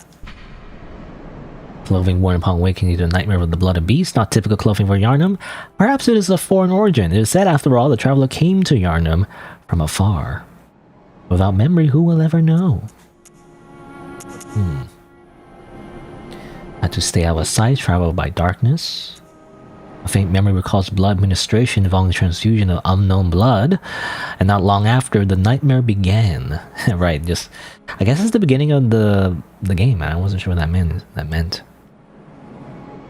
Hello, Veal the Sinful. Bullets refill only when you return to the hunter's dream. I guess that's the one thing that refills. Like not like not healing items, but at least the bullets, I guess, which is different, definitely. And by the way, let me just double check something. I did change the category on Twitch, right? Just making sure. Yeah, I did. Okay. I don't know, just making sure I'm not in the wrong category or whatever. I mean, at this point, it's too late if it was, but so I'll check anyway. All right. Let's see here. What else do I want to check? I don't know. I do this thing. I'm freaking. Well, I was gonna say like Epic Name Bro, and Epic Name Bro doesn't do like lore stuff anymore. I feel like, because that was the first lore YouTuber that I watched. But he doesn't really do any more lore stuff besides the first one, you know, Dark Souls 1. The lore guy now is Vadi Video or whatever, which is fine, you know, I don't hate him or anything, it's just, I don't know what the word is, but like, I feel like he's overrated, basically, you know, but that's not a bad thing. Another way to frame it is that he's very popular, you know. I'm just a contrarian, I guess, hipster. I am subscribed to him. I just don't watch his videos because I kind of like, you know. Anyway, but what I'm trying to say is that I'm a what's the word? I'm a off-brand, like bad copy of Vadi Video, where like I read all the lore items, you know. Because I don't know. Some streamers don't do that. Some streamers they just go in and just press the attack button all day and don't read and they don't read at all. They don't know how to read, ironically, even though they read the chat all day.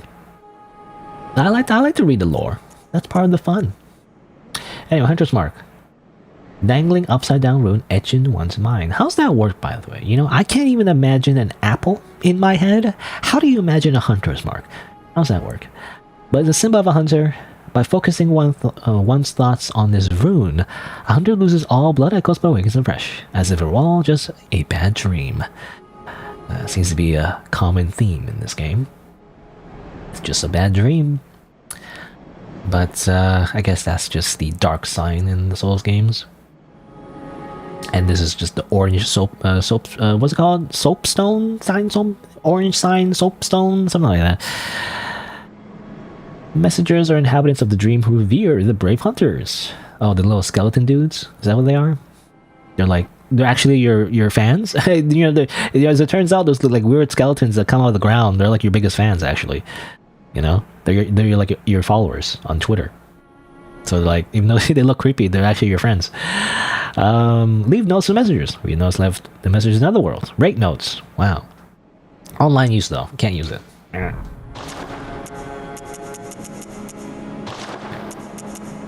guess that's it. I mean, I would like to get the clothes, but I don't have enough. I can get like a part of the clothes, but that's no fun, you know? I want to get the full set. Fine, let me see. I'll just get the... I'll get the trousers. Oh my god, trousers? I say the word trousers? Oh, you don't do it from there, you do it from here. Got some boots. Looks very mismatched.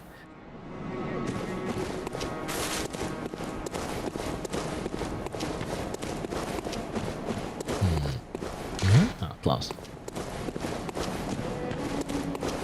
Is there like a way to practice, by the way? Because there's a whole tutorial thing about like using different things. Trusting your notes with messengers will allow hunters and others to read your words. Contain the written wit and wisdom. The wit and wisdom of hunters from around the world, such as don't give up a skeleton and you know, was it? I forget the exact wording, but you know, large chest ahead, try two-handing, and also you know, butthole. Assist the hunters otherwise by using the small resident bell, right? There's like co-op and PvP and all that. I heard that the PvP is kind of bad though in Bloodborne, as in like, because everyone has like infinite iframes, you know, it's not very fun. Receive assistance from the hunters of other worlds by using the beckoning bell.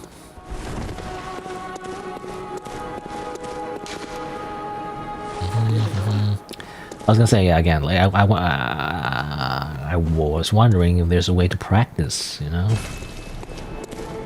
I guess I'll just use real people. I'll just use real people as my test dummies.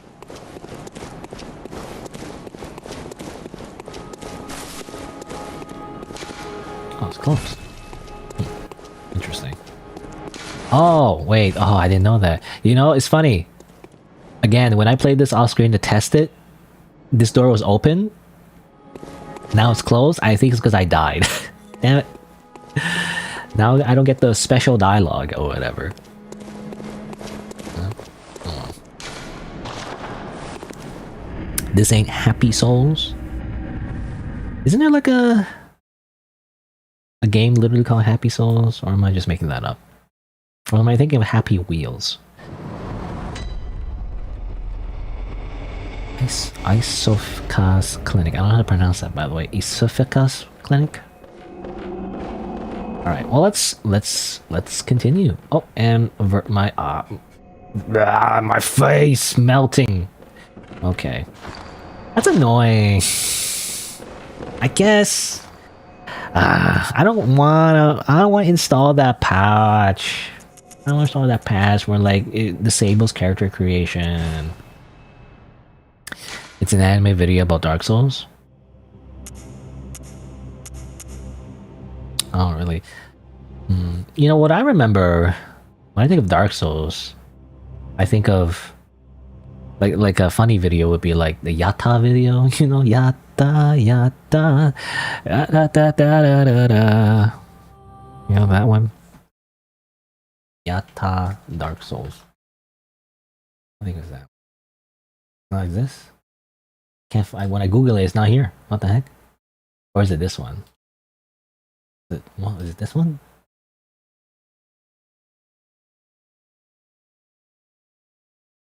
Like the original uploader deleted it. Oh. Anyway, that's what I think of. I'm not gonna play the whole thing because I feel like it's copyright claimed. Where's that patch? Hold on. Let me find that patch. That's annoying though, because I want to have the unique character face. You know, Bloodborne on PC still doesn't work, guys. I can't play on 60 FPS, and I have to get rid of my unique face. My unique character face, so that the face doesn't explode. I thought it was fixed. It said in the guide that it was fixed, but it apparently is not. Unless there's like a thing in the enable or something. I look at the patches. I don't think there is. Alright, where is it? It's called the Vertex Explosion. Explosion mod fix Bloodborne. Like, explosion fix. You don't know what that is? Oh, do you mean are you talking about the Yatta video? I gotta look it up again. I don't know, it's a classic video. I don't know what Happy Souls is, but this is a classic. Do you not know this? Okay, I'll play more of it then. Where's the chorus?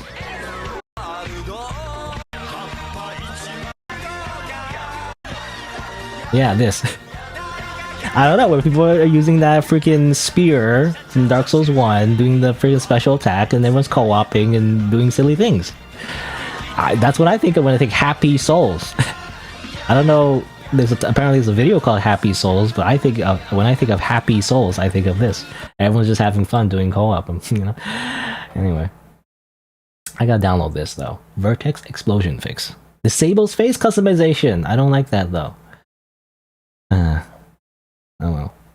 I guess I'll download it. Hold on, let me just put it on the screen so I don't know. Somehow I can dox myself pressing download. I don't know. It says you have to be logged into download files. How about I don't do that? What if I just do no, I have to log in. What's my Nexus thing? You know, hold on. I do have a password manager. Can I just find it on my phone instead? Nexus mod. Nexus. Oh, I keep pressing thing because my phone is 1,000 years old. Lagging. Okay, Bitwarden. Which, by the way, just leaked my password manager. But don't worry about it. I mean, I guess it doesn't matter if I say like what kind of password manager it is.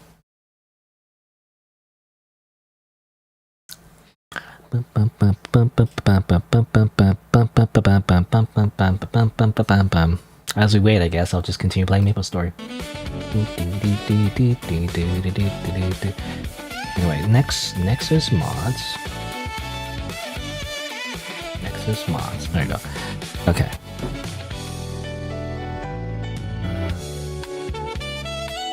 Some technical difficulties. Because I have to download a patch, because I thought it would be fine. It was working fine for a while, but then I guess it just happens eventually, so I guess I have to download this. And log in to my Nexus mod account. It says I need to validate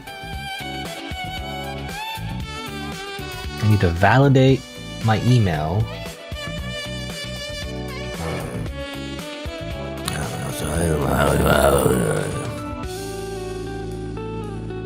My email I use for my Nexus account. Actually, I don't know.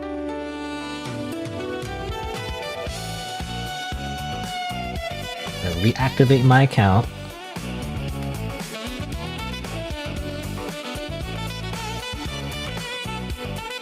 It says due to inactivity, your account needs to be validated.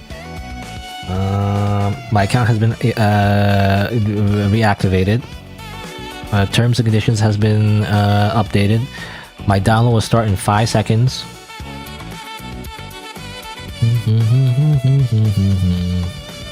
I'm downloading the Vertex Explosion Fix, which is, by the way, again, it's just literally this, the Vertex Explosion Fix. Now, how do I use it? You know, so without the mod manager, because I'm too lazy to download a mod manager at this point. Find and overwrite the files in your Bloodborne install.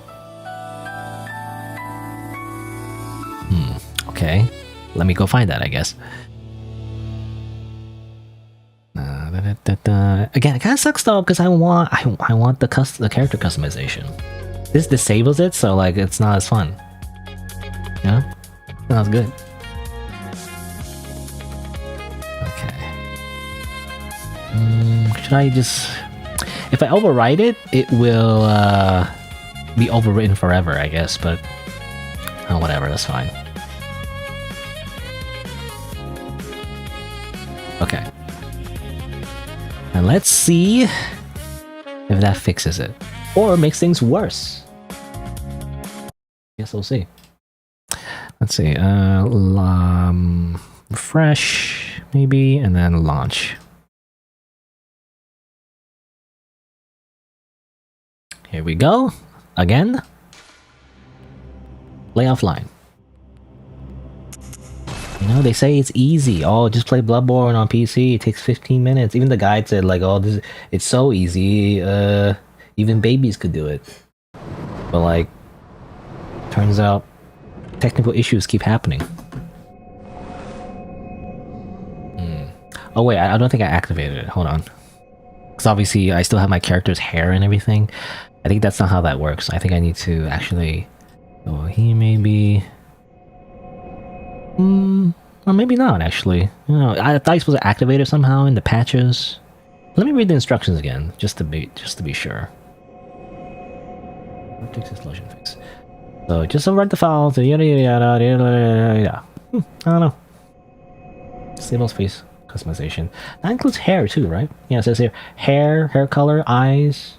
Oh, still work. Oh, never mind. I thought they don't work. So it's only for the face shape. You know what? I guess that's a bit of a compromise. I guess that's fine.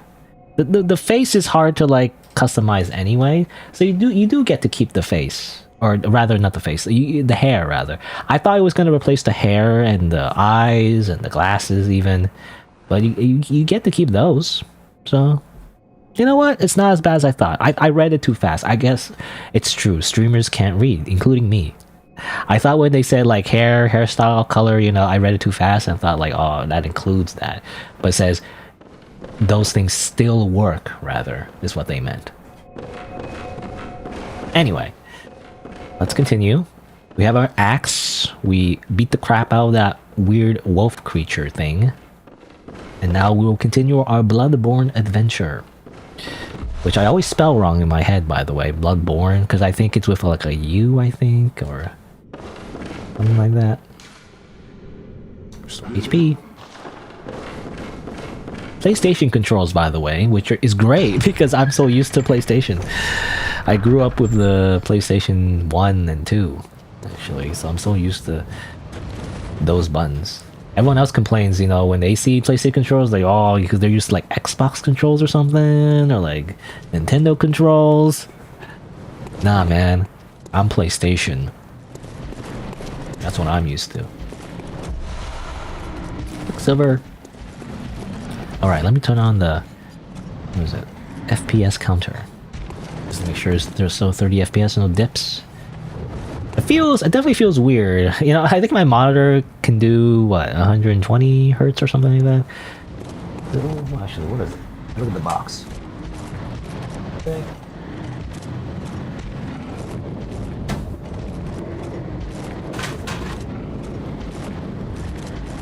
It doesn't say on the box, but I swear it's like 120 or something, 120 hertz. So it's supposed to go up to 120 frames per second.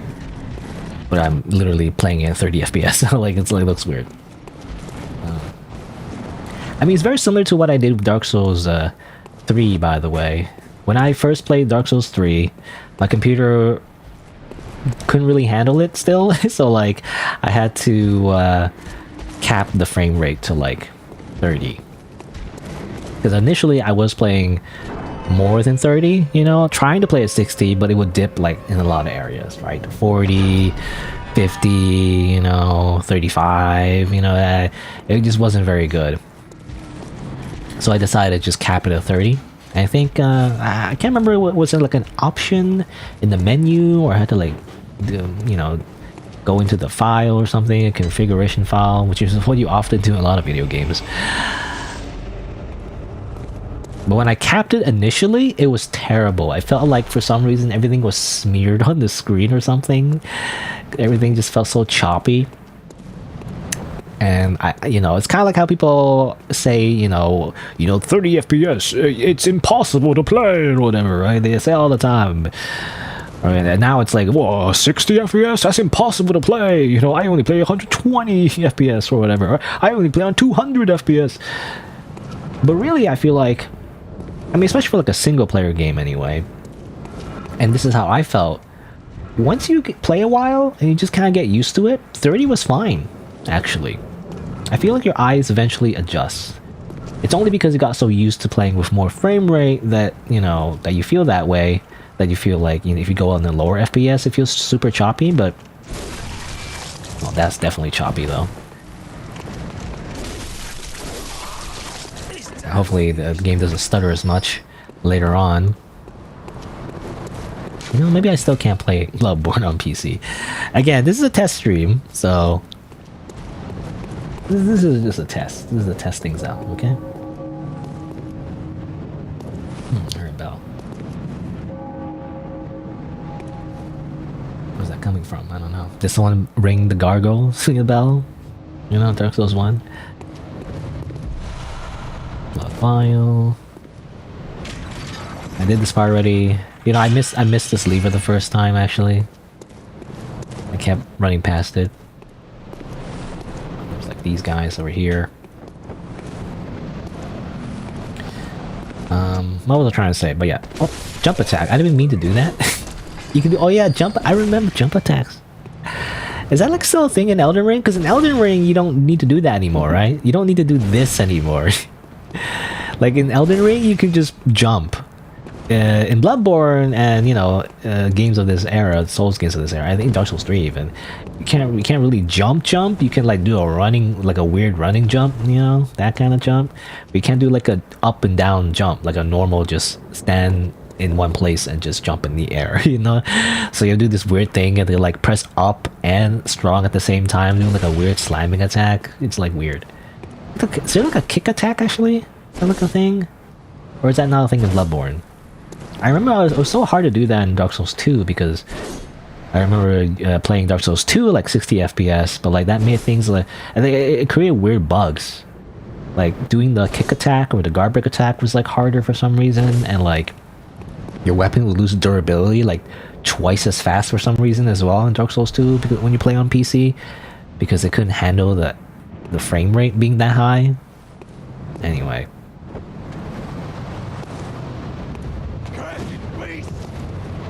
No way, beast. Now, what did he say? Actually, I don't know. Get visceral attacked, idiot. Now that's what you play the game for. To make the enemy go like, ooh, and then you know, put your hand inside them. And then crush their organs. And then it makes a sound that goes whoosh, you know? That's the whole point while you play these games. Why would you do anything else? Anyway,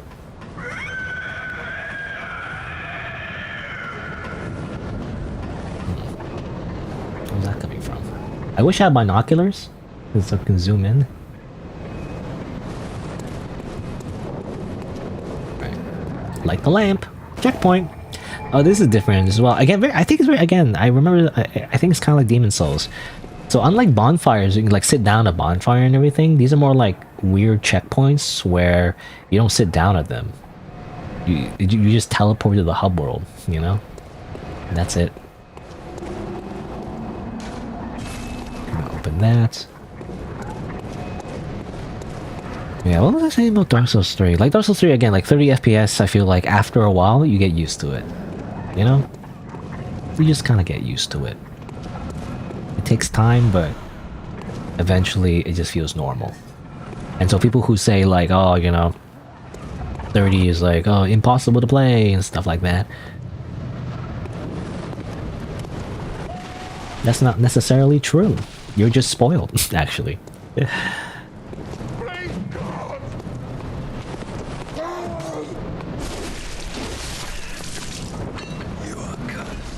Yeah. Now this is gonna be. I mean, obviously in the beginning it probably is kind of easy because it just follows the same formula. You know, a lot of the enemies where they just swing at you and you just need to back up. You know, and they can't hit you. I swear, it was in Elden Ring was when it got more crazy. Where enemies will just keep chasing after you. You know, no matter what you did, and try to freaking roll catch you. It was so annoying.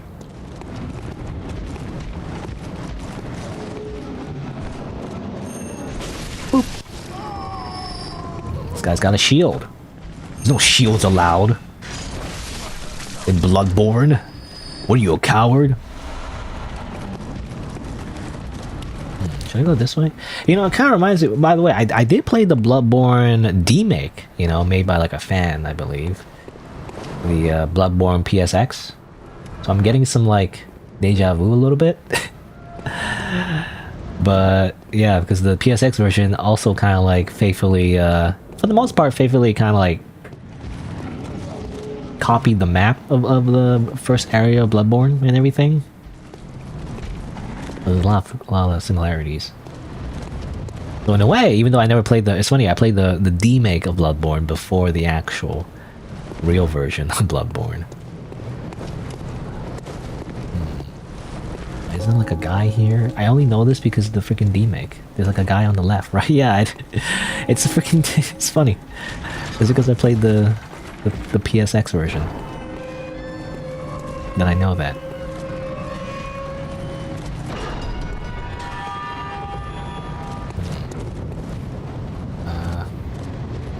I swear, that shiny thing looked like an item, but like it's not, right? It's just a reflection. Also, where's my mouse? My mouse is gone? Hello? Where's my mouse? My mouse! Oh, there it goes. I was gonna...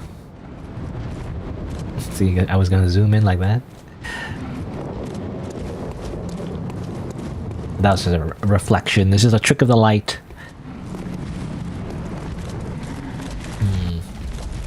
Very bright, by the way. And I imagine in the later areas it'll get dark, but like, this is very bright for Bloodborne. Or rather, for like a Souls game. I was expecting it to be darker. Very bright.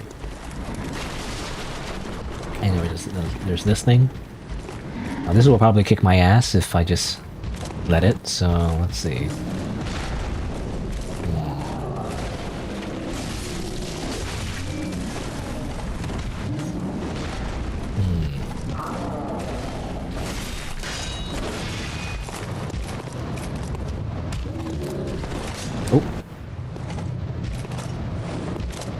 Trying to block, bro? What are you doing? Ow. Ooh. Oh. Ah, of course. You know, the thing of the freaking Bloodborne, like, what do you ever call it? Rally effect. I don't know if that's the terminology. I just heard it be called that. Like, it makes me tempted to like get my health back, of course, by trying to attack after getting hit. But that makes it it makes me more reckless though. Like, I don't know. Like that wouldn't have had happened if I wasn't so reckless. If I wasn't so, you know, so obsessed with getting my health back. Essentially, if I just simply didn't bother, you know, would have maybe survived.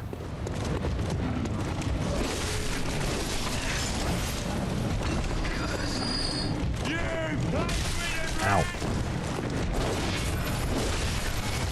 Give my health back. I know that if you hit them while they're already dead, technically you can still get health back, I believe. That's how that works. Ooh, there's a lot more guys than I... Oh, did I not go down this way last time? Oh, he's rainbow colored. Emulator problems. Oh, come on.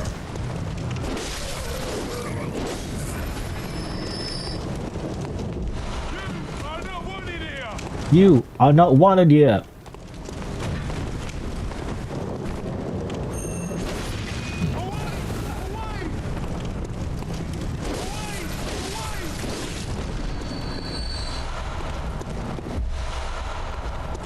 quicksilver bullets. What was I gonna say? I totally lost my train of thought. I totally forgot. I mean, the guy going rainbow color was just too distracting, I guess. I got too distracted by the guy could turn into a rainbow color. Anyway, let's try... Oh my god. Okay, they do fucking roll catch you, I feel like.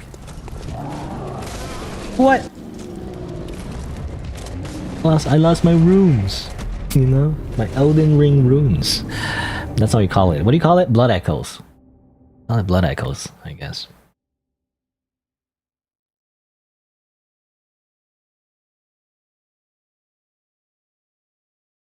You know, I'm so bad at this game, I guess. The game I never played. I have a lot of hours in not Bloodborne, a lot of hours in Souls games though, but apparently it doesn't transfer over.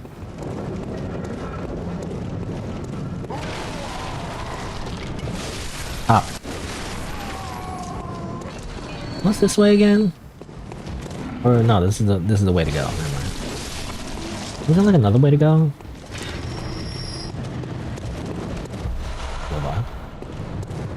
Alright. I can't, there was always this way to go, but I never go down this way because I'm like, it's a one-way trip, right? So I don't want to go down that way. I can't get back up. It's probably a reason why, though. There.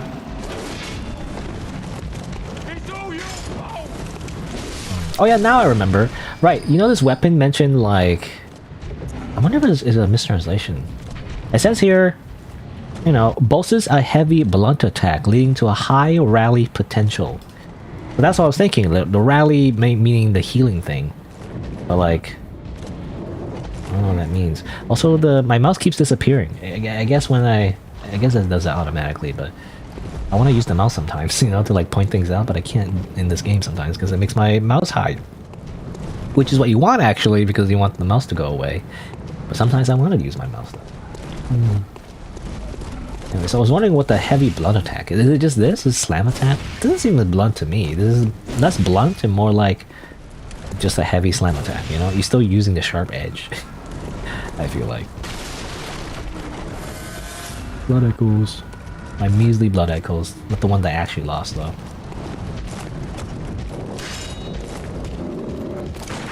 Who are you?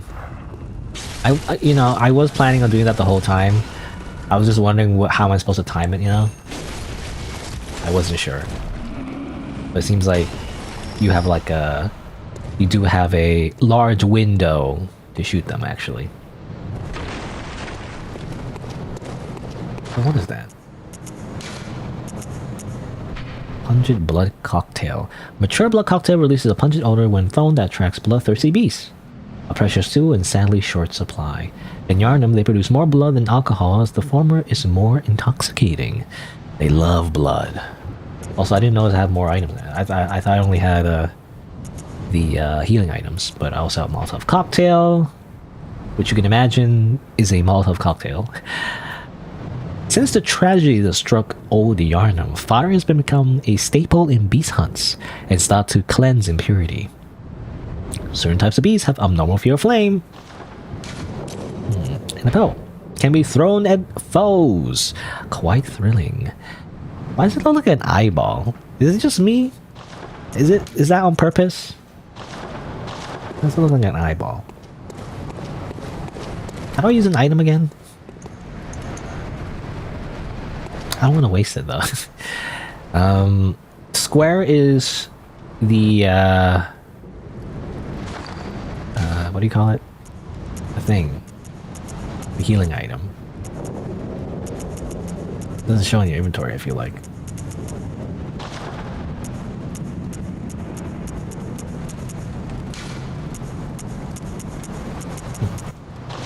Not showing your inventory. But in the blood thing. Blood vial, right? Blood vial. Blood vial. Square is blood vial. Up is the quicksilver regeneration thing.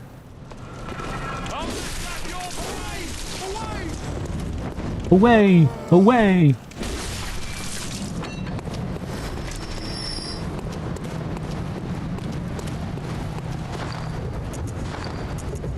Their controls. No, this is not the actual controls. I feel like I need to know the buttons again because I forgot. I'm scared of pressing the wrong thing, you know? I guess it's this, right? Yeah. No, that's healing. Damn it.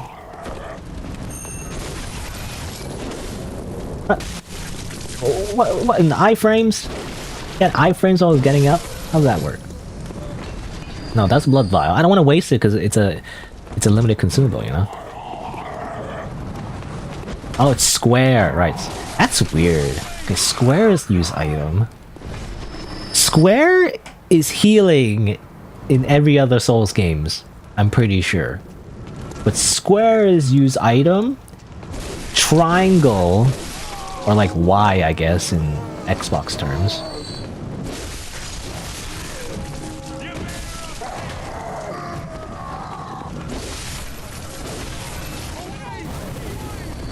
Away! Away!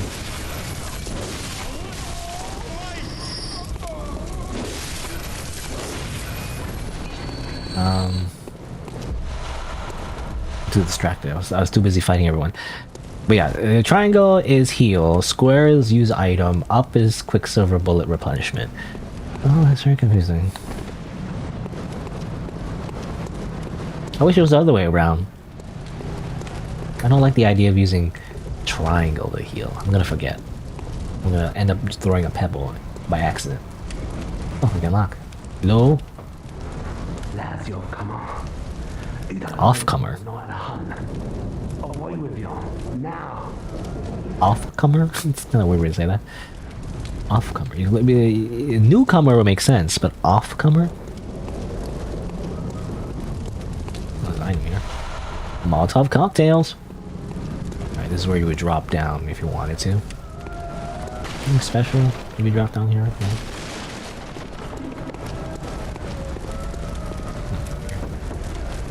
Are you that outsider?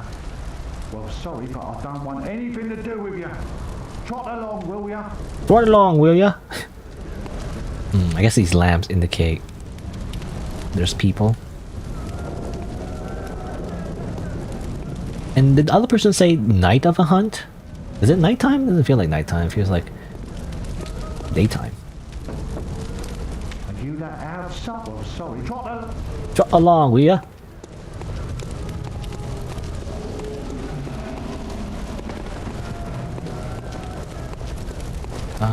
Which one was the door I knocked at? Or was this one?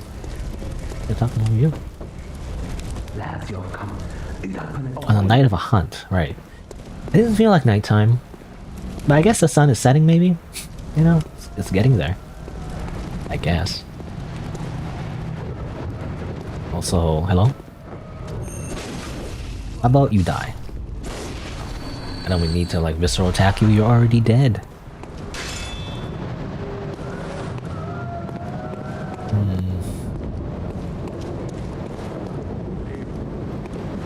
Yeah, I knew it. Miyazaki. I know your tricks. I can't even lock in yet. See, I'm pressing the buttons, not even locking on yet.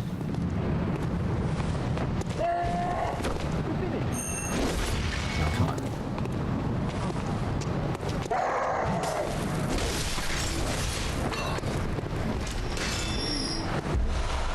Bloodstone shard. What's that? Embedded in weapon to fortify. I'm not sure the forms are called blood. After death, some substances crystallize, but most simply harden and form bloodstones. At the workshop, these bloodstones are embedded in weapons to fortify them. I guess they're titanite shards? I guess that is. Also, everyone has weird blood, I guess. The blood is very useful in Bloodborne. They turn into other things.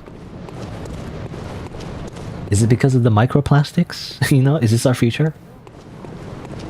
You know what they say about like microplastics and how like it's in your body forever unless you lose blood. You know, if you donate blood or you do the old-fashioned way of leeches, that's how you get microplastics out of your blood. So like, once you have enough microplastics, they crystallize and turn into blood shards, of course, right?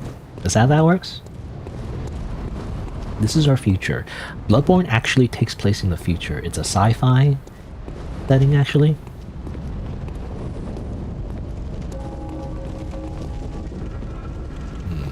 I hear somebody. They're coming out this way. What? Don't do that.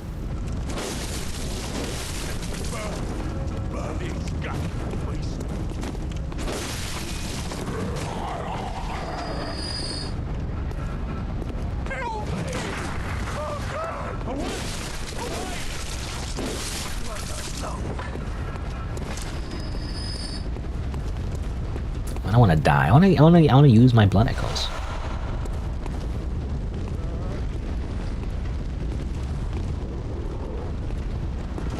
Oh, anyone behind?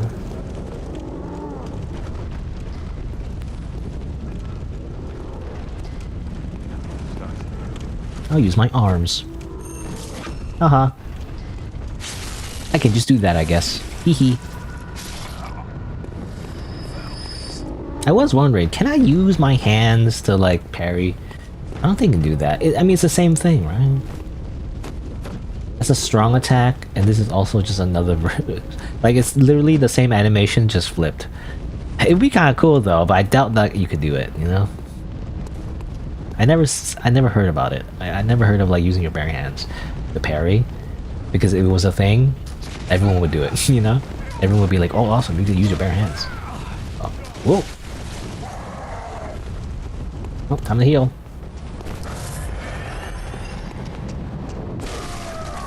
Oh, come on.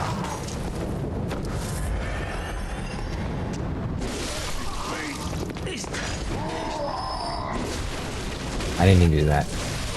You know, when I switched my weapon there, I was trying to shoot, actually. I didn't mean to, like, change it into a long weapon. Stop that.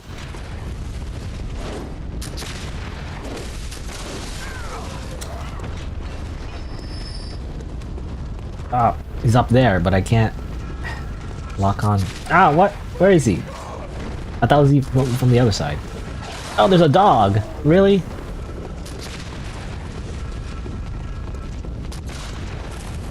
I'll just run back here.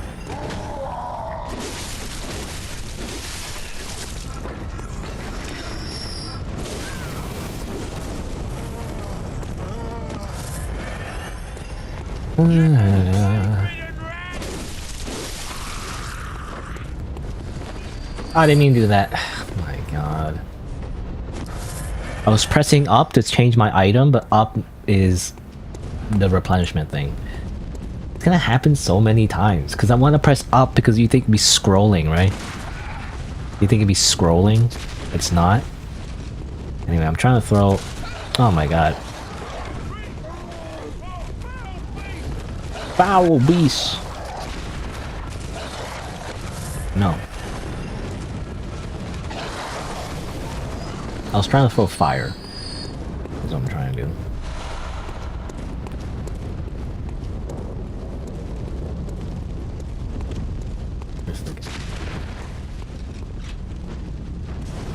Die. God damn you.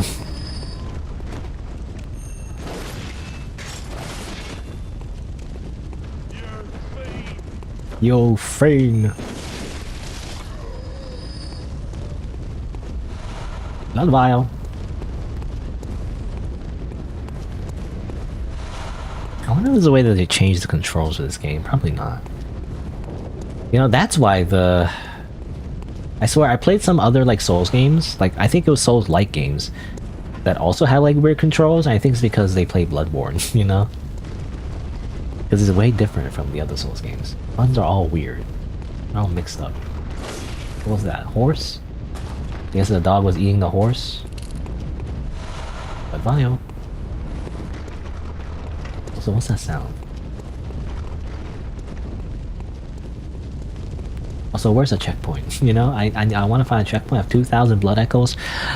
I kind of want to spend them, you know.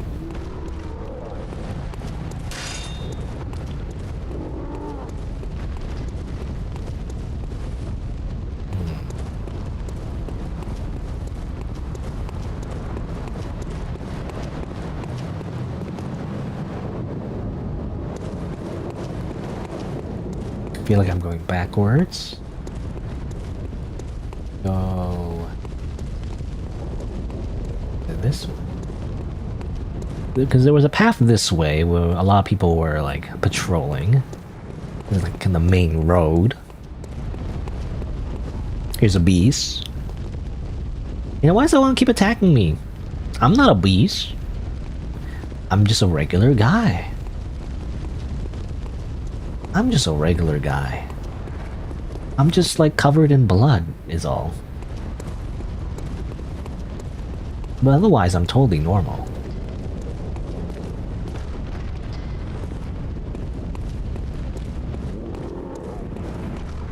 Okay, I don't know if there's a checkpoint anytime soon. What's the healing button again? Triangle. Not up, not square, not whatever button.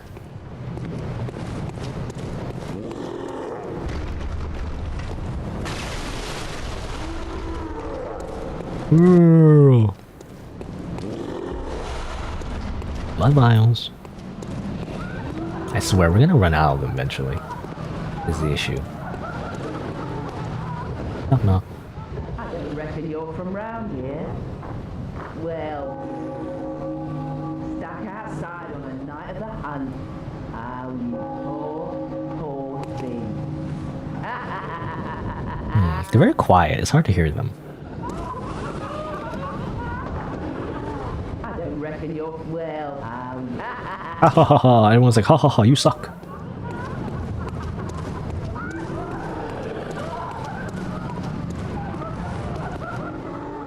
You can still hear them laughing. You know, they're very distant though.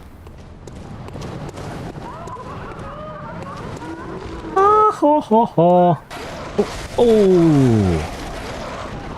Where are these things? I remember them from the PSX version. You suck. You're freaking stun locked and I don't like it. Oh.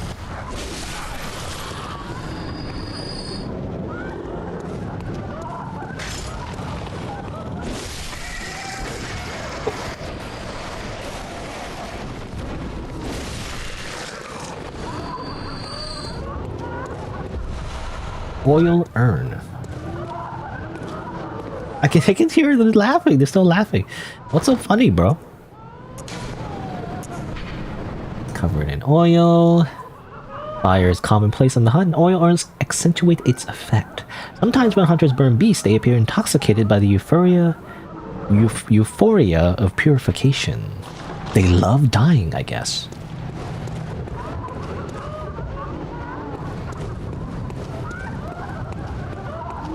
I don't know.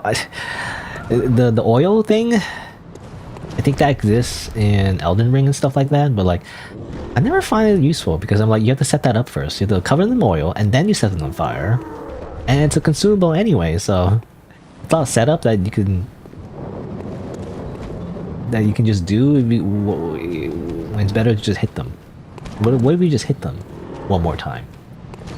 That does as much damage, really.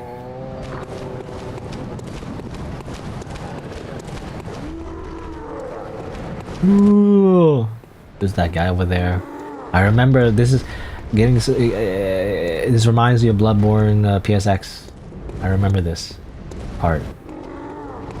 There's a guy here. Should I ignore them or should I? Oh, freaking dogs! I should remember these. Dogs are the bane of every player of Souls games. They are very fast and they attack very quickly. They chase you down. It's very annoying. There's a bunch of other guys up there too. I want to see him. Should I kill this guy first or should I try to kill this guy? And this guy wants to open the door. Open the goddamn door. It's not like a song. This guy has a brick. What's the shoot button again?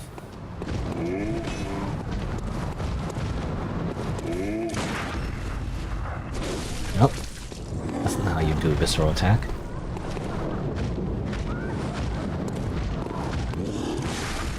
Oh, come on. Well, hopefully I get health back anyway. Alright.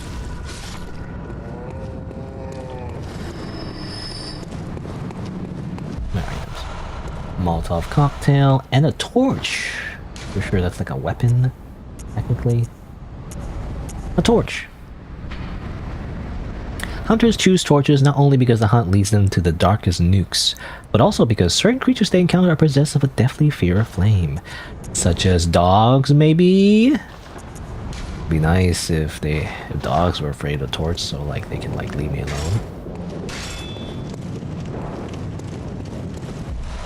You know, you can't do the thing though, that like bullshit hitbox where they just like swing the freaking torch around in front of them and their hitbox lasts 1,000 hours. Or 1,000 years, I guess. It should even be a bigger hyperbole. Actually, their hitbox lasts in front of them like 1,000 years, rather.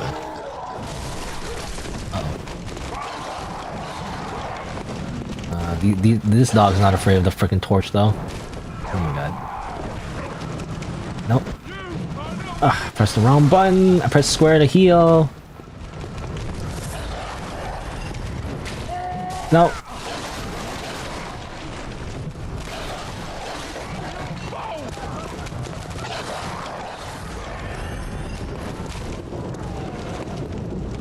Excuse me? Did anyone leave me alone? No.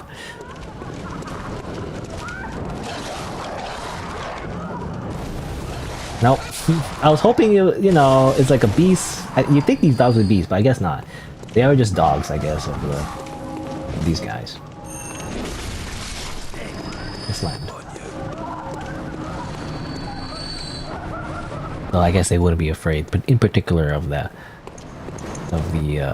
torch also. You know, remember these ragdolls? Havoc Engine ragdolls? Things get so silly. In Dark Souls 1 in particular, they would flop around everywhere.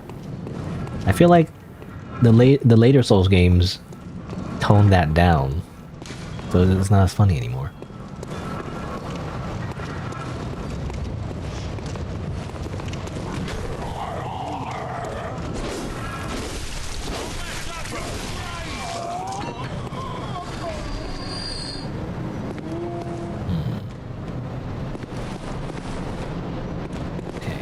Let's use the pebble.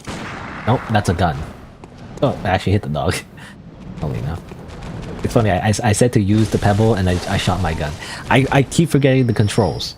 Anyway, I was trying to use the pebble so I can lure the dog first. And then so I can kill this guy next. It kind of worked out anyway because apparently everyone is deaf. And they can't hear a bullet being shot out of a gun. Which is really loud actually. And very downplayed how loud that is in movies. Actually. Everyone's like pew pew pew, you know, in like a building and nobody else hears it. But actually it's like very loud. Guns are very loud.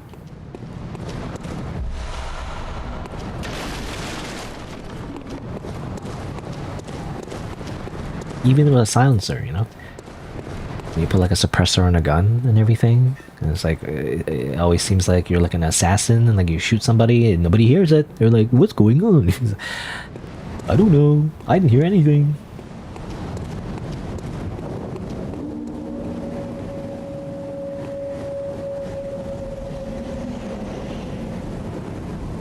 This feels like a boss, but I don't think it is, right? Because there's enemies here, so it wouldn't be a boss here. Now, are these beasts? These has to be. These have to be beasts, right? Stay away from me. I have a torch.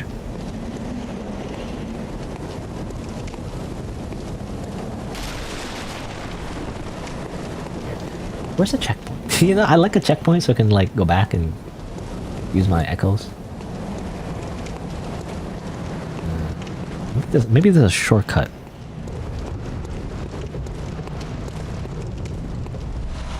Pedals.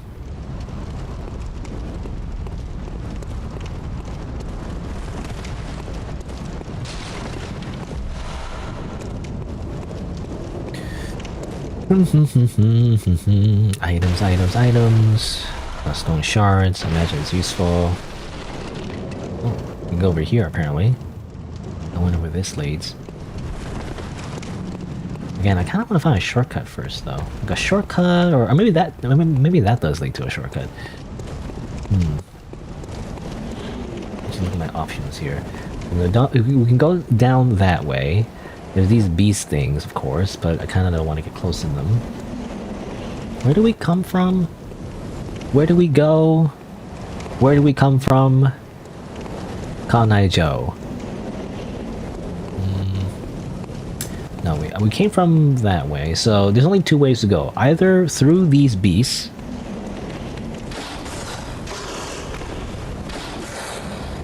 which hopefully I can...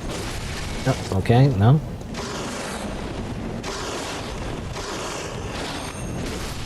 Uh-oh. Uh-oh. Come on, I was hoping the fire would scare them. I guess not. I was hoping the fire would scare them. Oh, I have a torch, right. I was trying to parry with my gun. Oh, come on. Oh, come on. Oh, come on! Annoying.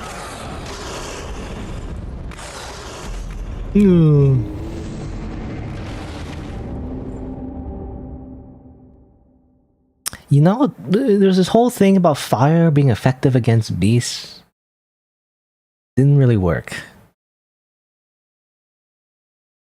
I'm gonna drink some water.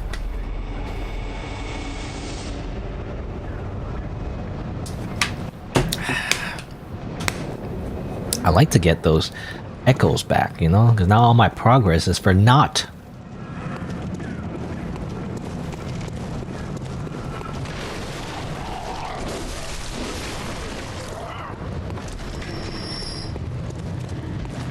Also, rather not use any more vials, of course, because I want to save them for when it really counts. Help me! Oh God! Oh God! It's a guy! He doesn't use a shield! Crazy. Oh, there you go. I was wondering why there was a prompt there. What if I just run? I just want my echoes. Away! Away! Man, there's so many people. There's so many guys. There's a guy that shoots you too. Ah! Ah! I'm gonna kill you specifically because I don't like you.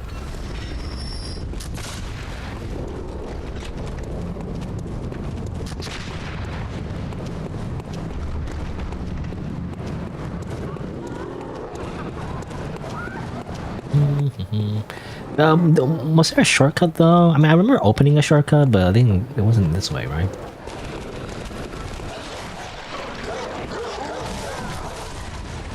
Uh oh. I was hoping to run past them, but turns out that's a bad idea. Okay, now can I run past him? No, don't do the jump.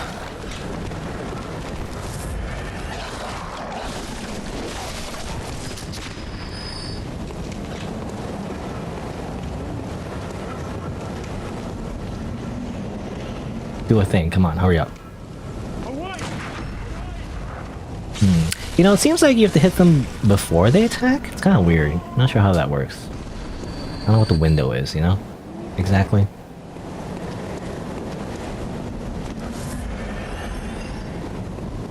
Okay. Let's see here. Down. Pebble. Get over here. Away from your friend, so I can 1v1 you on your duel. Hello? Okay. Get over here. Ow. Ow. No, you're not allowed to do that. Try again.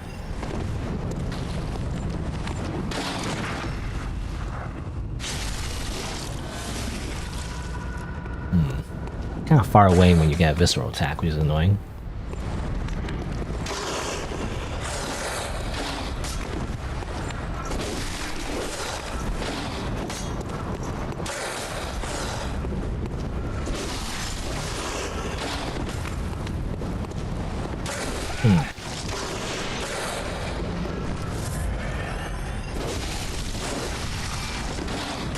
Oh, what? No!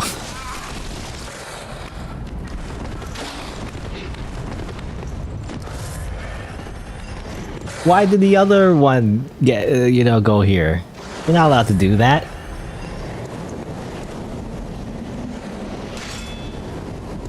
Where are they? Where are they? Oh, there they are.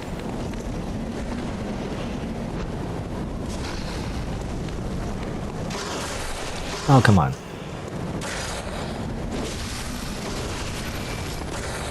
Where's the other one? I knew it.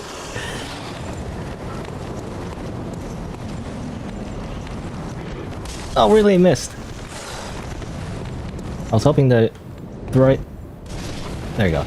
Hoping to throw it when they came in. When they start to attack. What? Don't do that. Oh, I pressed the wrong button.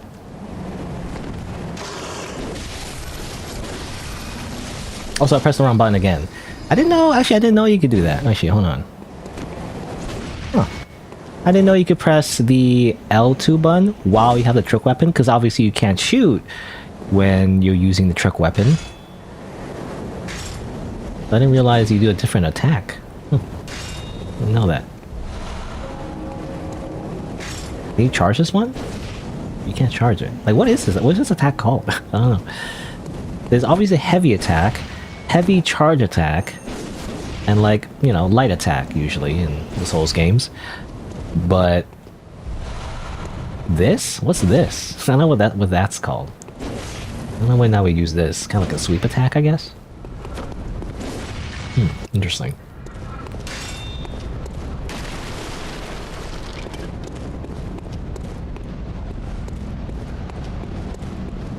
Anyway, I killed them, I guess.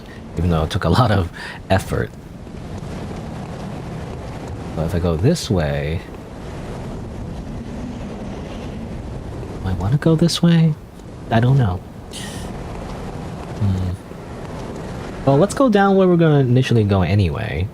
Because I only killed them... Well, I didn't even want to kill these beasts, actually. They kind of... I only want to kill, like, maybe one of them initially. But then the other one chased me and killed me. Like, I didn't know they came down this way. Like, how's that work? Do they just hear the fighting and then the other one comes down? Anyway, initially I just want to go this way to see what this would lead to. Oh, the sewers, right.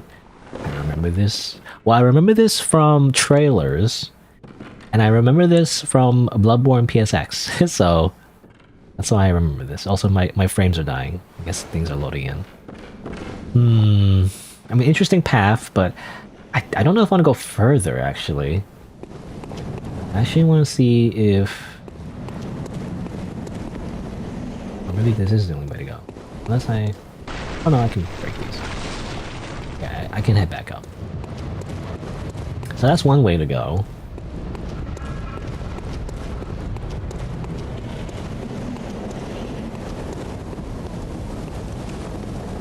But, I mean, let's go this way first.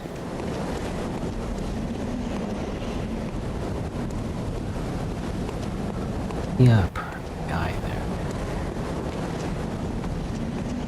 Well, I heard something. I knew it. Get out of here. I swear, yeah. I think there's a way... Oh, no, okay. There's this way. That leads down. We can't get back up. I think I want to go this way. I want to find a shortcut back to where I was. So I can't see anything. That's why I have a torch, I guess. See you. Oh, missed my charge attack. Try again.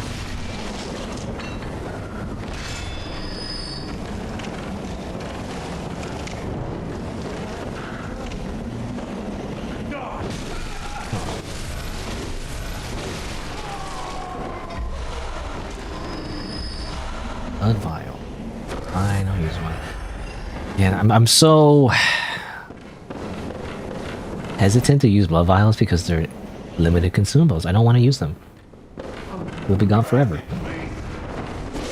Wretched beast. Have you looked yourself in the mirror lately?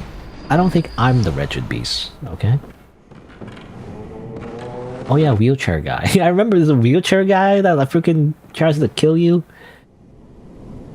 Look, all I'm saying is that I have future sight. You know, I can tell the future, and this guy is not as vulnerable as you think. Okay. I think he takes out a freaking shotgun or something. Don't be fooled. Inspect.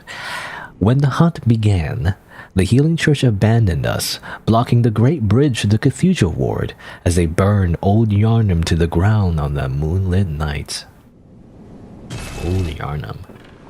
So obviously that's different from this Yarnum, because we are in Yarnum, but this isn't Old Yarnum. Very confusing.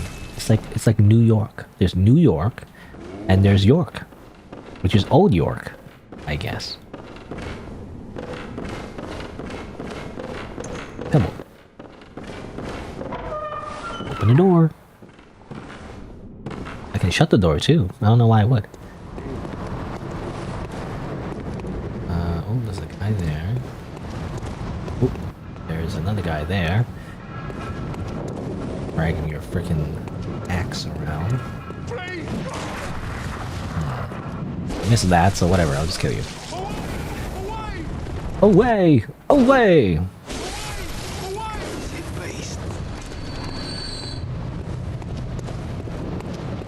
I keep getting hit by that torch, by the way.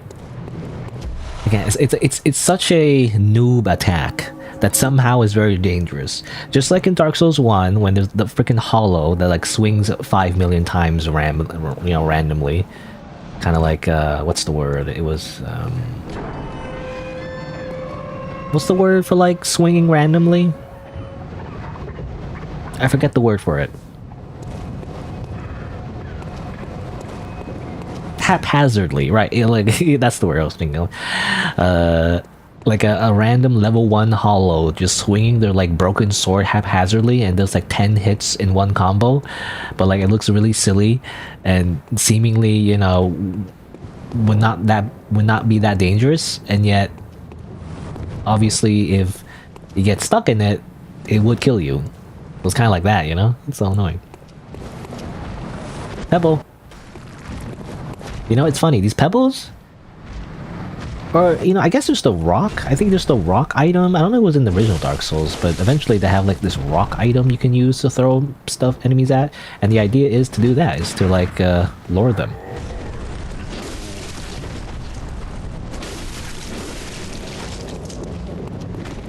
Where are you going? Get back here. I'm gonna do the parry. Ooh.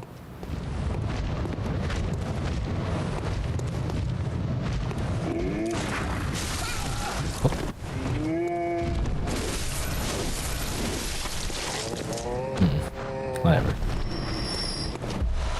Blood vial. Oh, I have max blood vials. But I guess you can put them in storage, right? That's something I noticed, that items go into storage when you have more than your held maximum limit anyway.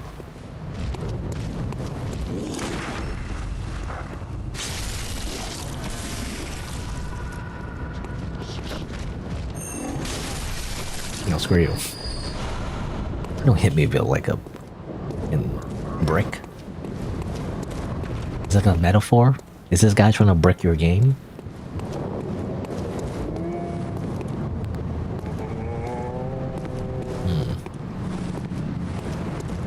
I feel like I'm in a labyrinth. Or am I?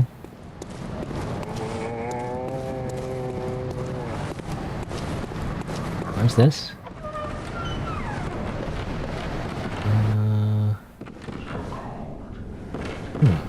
I mean, it looks familiar because there's a dead guy there, which I caused. I killed that guy. Okay. Go up there, that goes to a bridge.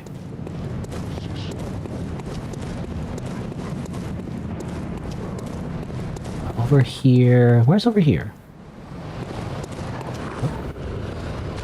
Oh, I recognize these dogs from Bloodborne PSX.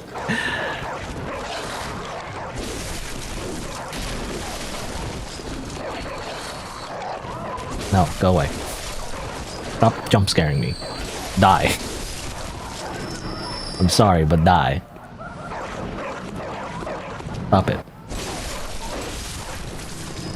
I can't risk you guys, you know, you see the one dog, like, escape? You don't want to, I don't want to do any of them anymore, so all of them must perish.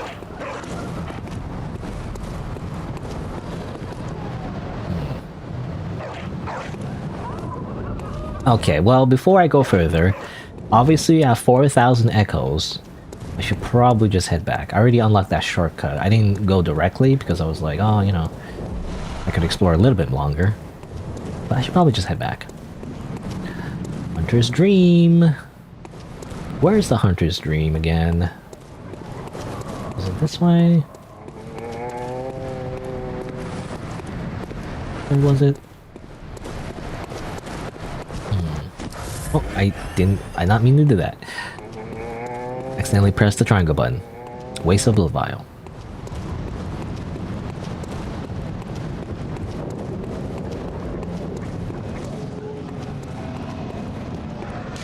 Return.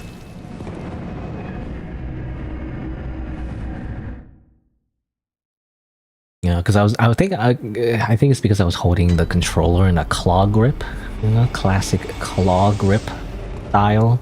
It's the only way you can like move the camera while holding down the circle button. You gotta like make your hand to like a weird claw thing. Door is still open, you know. Door is still now open. Oh, here you go. I can talk to this guy. I swear it was... Well, maybe it's not. Maybe it's just random. But like, I swear, like the first time I came here, like off screen, and I, you know, didn't die. Actually, like I got past the beast guy, the initial beast enemy that's supposed to kill newbies, you know. And I got past all the enemies with my bare hands, and I reached the checkpoint. The door was open initially, but now it is. I'll talk to you. Aha! You must be the new hunter. Welcome to the Hunter's Dream. This will be your home for now. Are you the same guy that like... Did he say government? German. To you, hunters. Oh, German. I thought he said it already, but no, he didn't say it. Fine haze about now, but don't think too hard about all of this. Just go out and kill a few beasts. It's for your own good. I don't know. I guess I hallucinated. It's just what hunters do. That's what hunters do. You'll get used to it. I hallucinated his name. For some reason, I thought he was going to say German or something. In fact, I talked over what he said. I couldn't hear what he said. The voices are so low in this game. Is it just me? I turned it up, but like, it's still so low. It's like it's distance based, I feel like, so sometimes the camera is just not close to them, so it's hard to hear them. This was once a safe haven for hunters. A workshop where hunters used blood to enhance their weapons and flesh. We don't have as many tools as we once did, but you're welcome to use whatever you find. Even the doll, should it please you. Doll? What do you mean by that, old man? What do you mean I can use the doll? Oh yeah, I was gonna mention, like, aren't you the same guy we saw in the very beginning of the game? Or is it a different guy? I can't tell. Like, he's a creepy old man. That's also what I remember from the cutscene. But he also, like, didn't he wear, like, a bandage or something? I'm not sure, but... The person supposedly infused you with blood.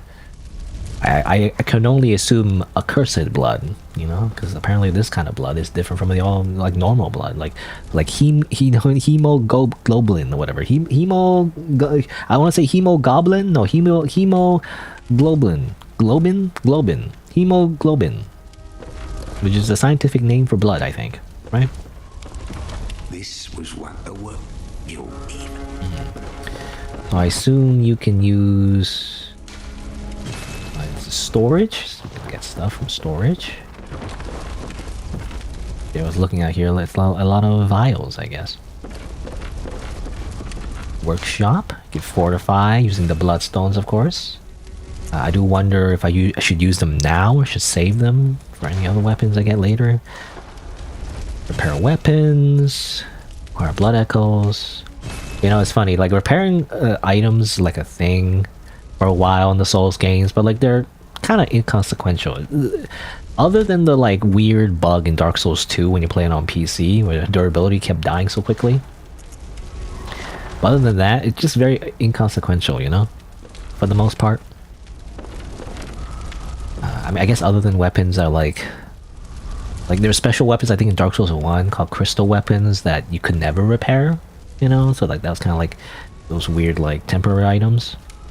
But you know, on PC anyway, you just end up in the way where you end up in a situation where you can just dupe them easily anyway with like cheats and stuff, cheat engine, so it doesn't matter. But anyway,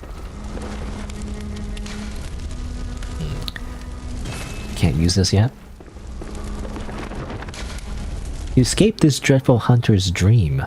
Halt the source of the spreading scourge of beasts, lest the night carry on forever.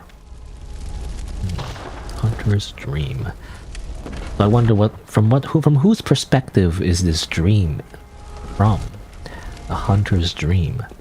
I guess us, because we are the hunter. We are a new hunter. At least that's what we're assumed to be.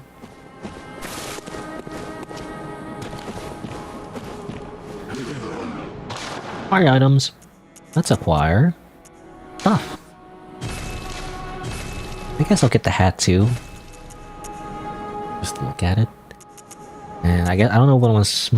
Well, I want to spend my souls on level ups, but well, we don't have a level up lady to level up with, you know, because that's usually in most games, except Dark Souls 1, ironically enough, but like most Souls games, you talk to a lady and then she gives, you know, you give her souls, usually, or some kind of currency. She makes you stronger, you know, that's how that works. I have nothing to spend it on at the moment, so I guess I'll just spend it on blood vials. Just to put it in storage. Alright. Let's see here. I put up Yarnum Hunter Garb. There's a... You know, in Elden Ring you can like...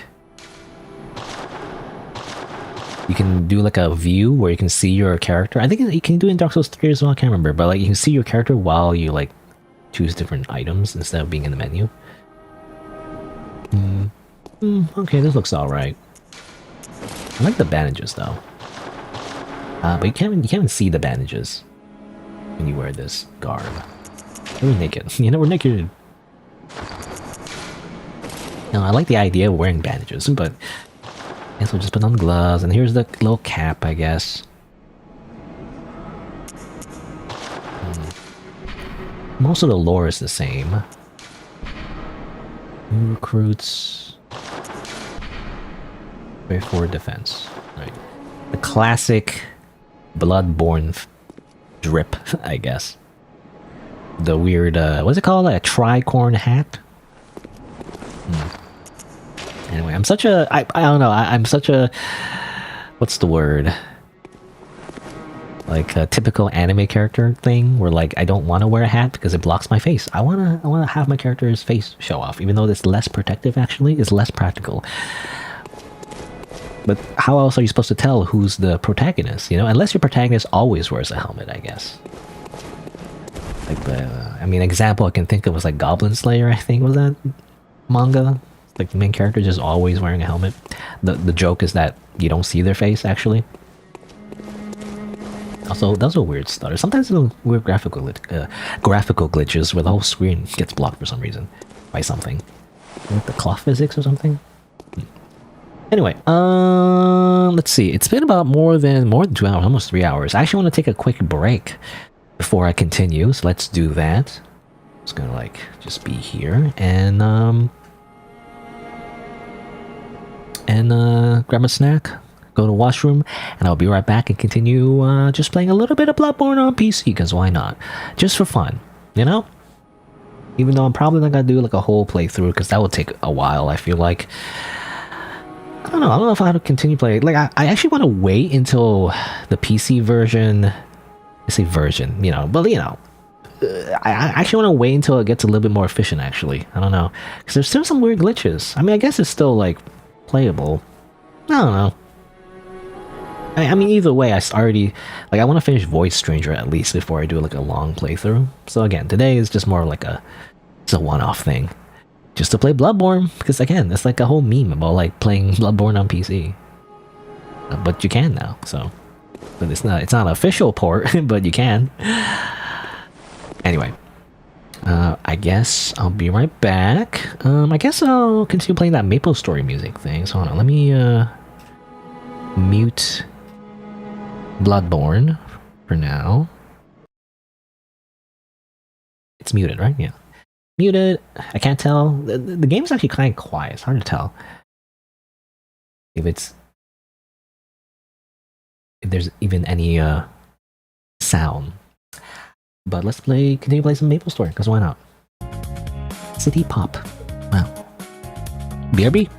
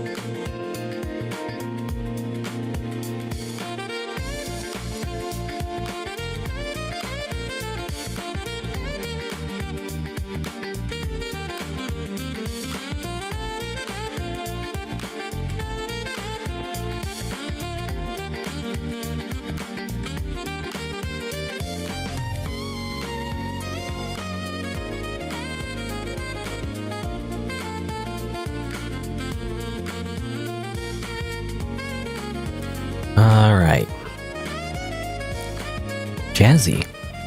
Is that what you call it? I mean, I just think of saxophone, so I just think jazz, I guess. Alright, well. Let's get back to Bloodborne. I don't know why I went super high pitch for that one. Also, turn on the sound. Okay.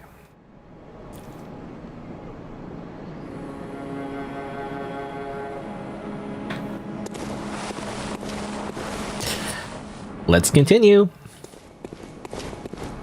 with my new drip, my new Bloodborne drip. Go back to Central Yarnum. And I guess head the other way. And I'll probably only play like about an hour more. I like to get to a boss, that'd be great. Also, 11 frames per second. Okay, I guess we're fine. Let's see. So I imagine I'd like to go... everything respawn, of course.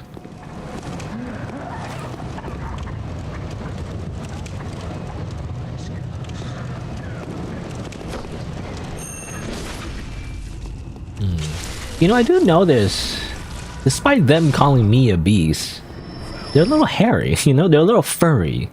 You see, like, their wrists? I can't really zoom in, or maybe I can. Hold on. Whoop. You see there? You see their wrists? It's a little furry, isn't it? So I'm thinking they're the pot calling the kettle black because they're the one, turning into a beast. Not me. It's not me. It's you. You're the one.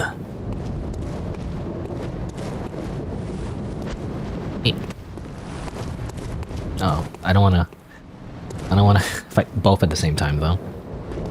If possible. Turn around. Okay. You turn around and you fight me. If possible. What's the gun button again? Okay. I feel like I'm gonna keep pressing the wrong button.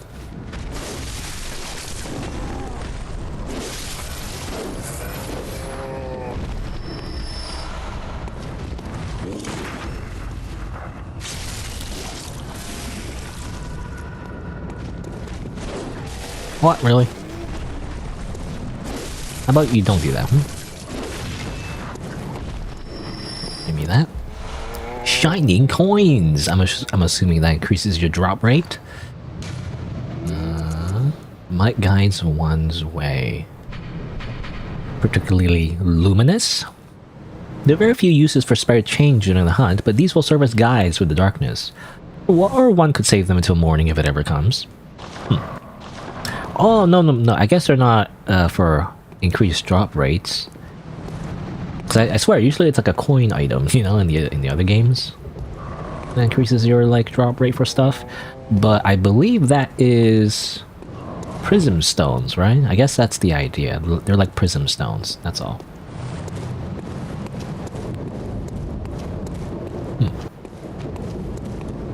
What's this? Oh, I can't use it. Never mind. Never mind. I thought it would lead to a different area or something. Because if it did, I'd rather not go there yet. My goal for today is just to find a boss. I'll find a boss. That'd be great. Okay, we went this way. Could have dropped down that way, I guess. There's the dogs again. What was the other way? Oh, I think the other way was in that house, right? Which we already went inside that house. So I guess the only logical path is to go to these dogs, I guess. Really? Ow. Really? Ow. Oh my god.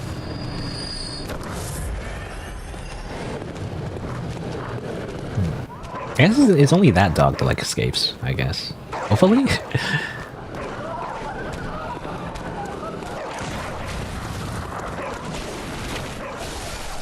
Not what I wanted. Oh well.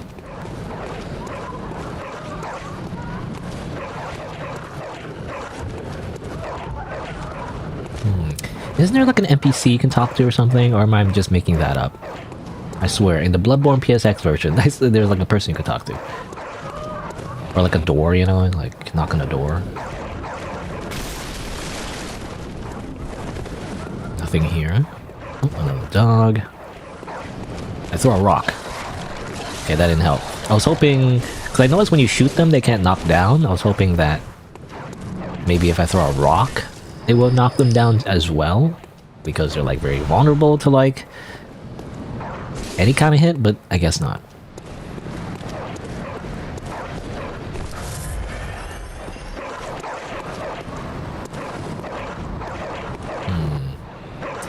I'm just looking around. That seems important.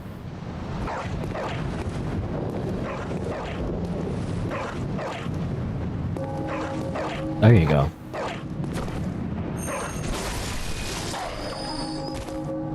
You're a hunter, aren't you? Then, well, do you know of any safe places?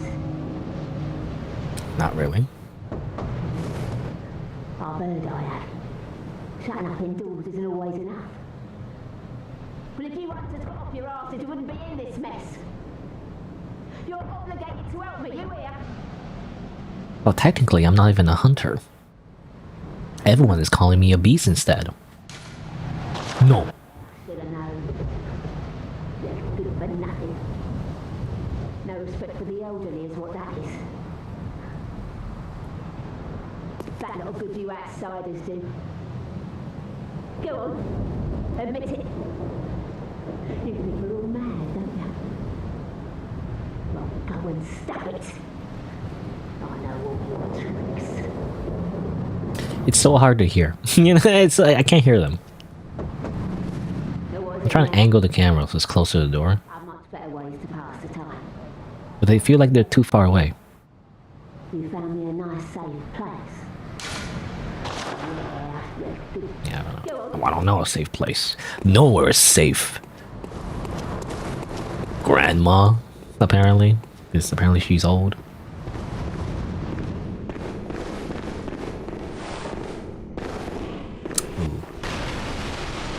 Again, I'm like getting some deja vu. Yeah, you go here. I swear I went the other way though. Huh. I swear like... No, these are kind of like the sewers, right? Yeah. I went the other way. In the PSX version, I went from the other side and came up this way instead. Jump attack!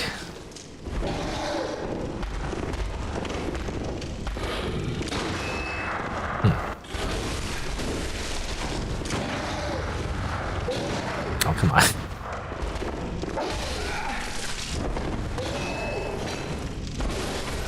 Oh, whatever.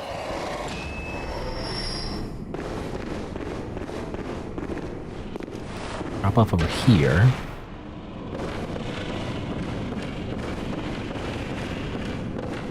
And there's like stuff you can get. That... Okay. Careful. Yeah, come on. There you go. An item.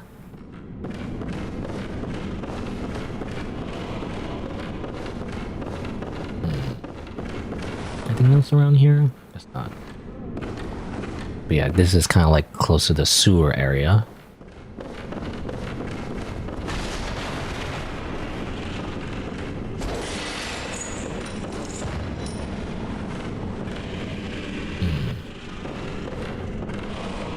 Oh, and then I think there's an NPC here, right? If I remember correctly. Again, never played the original Bloodborne, but I played the PSX version. The D-Make remake? D-Make remake? And it's like a crow, I want to say crow lady? Oh, a hunter, are you? And an outsider? What a mess you've been caught up in. And tonight of all nights. Here, to welcome the new hunter. The new hunter who's like covered in blood. Bold hunter's mark. Prepare yourself for the worst. There are no humans left. They're all flesh-hungry beasts now. That must include you. I pressed the attack button. I mean, I guess you can. The thing of Souls games is that you can try to just kill everyone. Even though... It's less interesting, though, usually. To just kill an NPC, because they're so far and few in between, usually. Or far and few? Far and few between. Far and few in between? I'm not sure I'm saying that right. Anyway, there's very few NPCs, usually, in the Souls games, compared to, like, a typical RPG, right? And so when you find one who isn't instantly hostile and trying to murder you, I don't know, I feel like I feel obligated not to kill them, at least on the first playthrough usually, because you want to hear what they have to say, right? Because you barely meet any, like, monsters, you know, that kill you.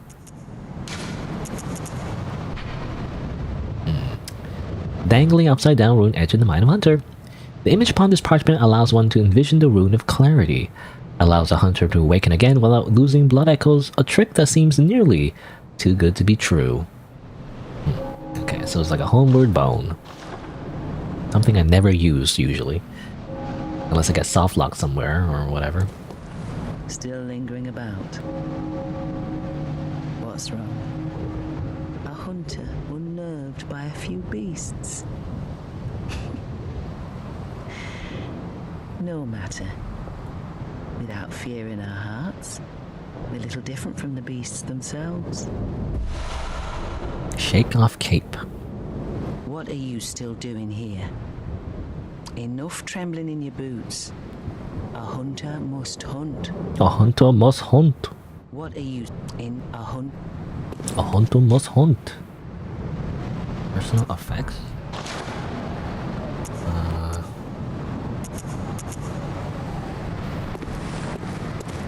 Whee!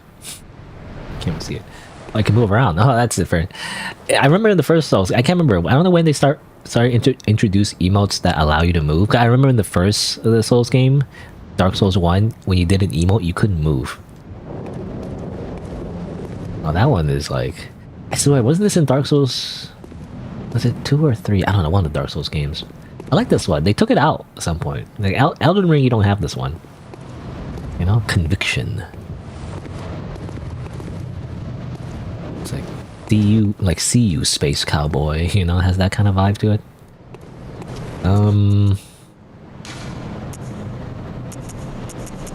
Take off cape. What if I had an actual cape though? Does it look better? No, not that one. Oh, sort of, yeah. It kind of like flops the cape around. Oop.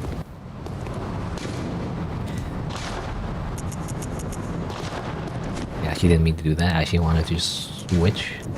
Like so. Hunters Rally. Let's go, guys! Yeah! That's also... A lot of the emotes are actually just based on the original emotes in the Dark Souls 1. And probably or rather Demon Souls as well, if I had to guess. What are you...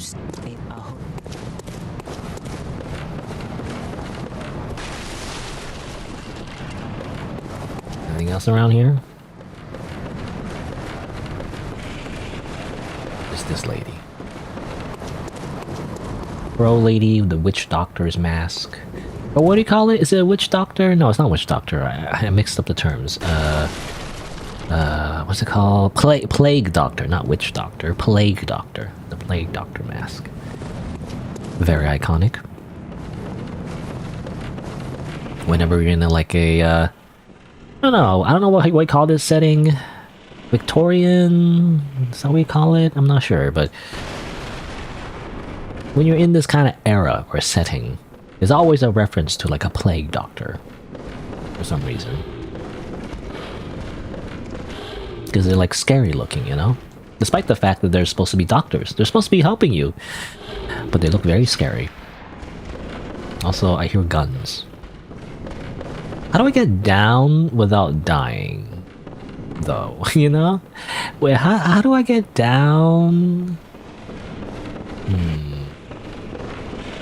Look away over here. He's like, enough trembling in your boots, you fucking coward. Hurry up. And I'm like, I don't know where to go though.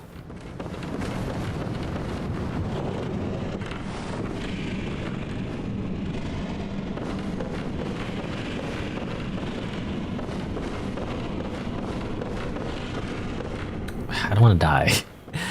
Can you survive this fall? I'm not sure. I swear, in every iteration of Bloodborne, not Bloodborne, I can't say Bloodborne. Every iteration of a Souls game, rather, the height of how, or the height of a safe fall gets shorter and shorter. So like, I'm just paranoid that if I drop down this way, I die. But I don't know if I can just drop down here safely. Is there like a ladder somewhere? I can't see. I have a torch.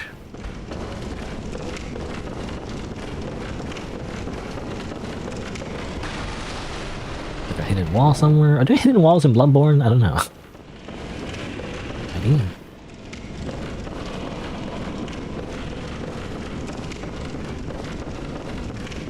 See anything in the outer? Alright. Hopefully this doesn't kill me. It hurt me a little bit. Also, that guy shot me. I'll simply dodge the bullet, I guess. Easy. Simply dodge bullets.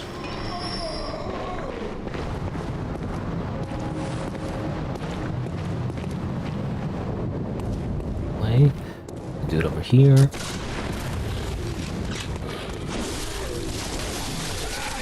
Ow. Ow. Oh. Who's shooting me? So aren't you a beast? Why are you shooting me? Shoot the beast. Oh, I shouldn't have grabbed that. I don't know why I'm so tempted to grab it.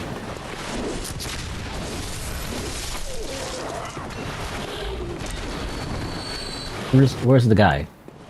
Where's the guy that was chasing me? Where he went? Did he fall down? Oh, he's over here.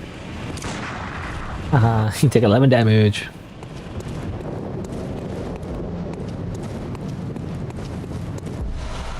You know, you think a beast, a blood-hungry beast like that wouldn't have the dexterity to even climb, but I guess they do.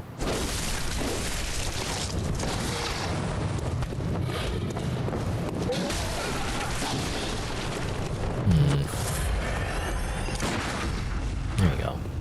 It's weird. You're supposed to, you know, unlike parries in the other games, where you kind of like press the button when they're about to collide their attack, their hitbox against your body, I guess, in a way. In Bloodborne, you're supposed to hit them before, I feel like. The bullet's supposed to hit them as they wind up, I feel like. Not too early and not too late.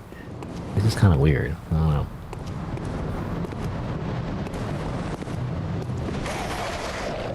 Okay. As long as you guys just leave me alone. Don't. As long as these things leave me alone, I guess.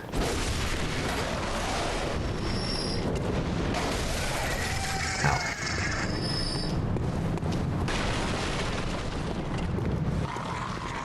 Oh, I hear something. Oh, you're hiding in there. I didn't even notice.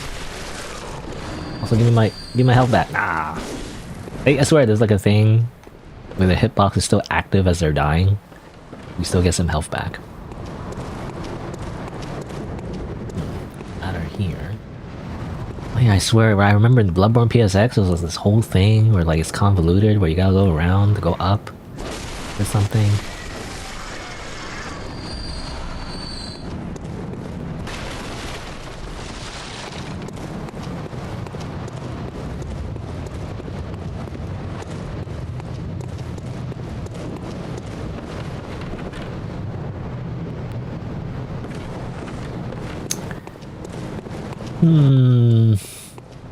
Well, let me explore the area I was just at a little bit more, because I felt like I didn't really explore the lower level that much.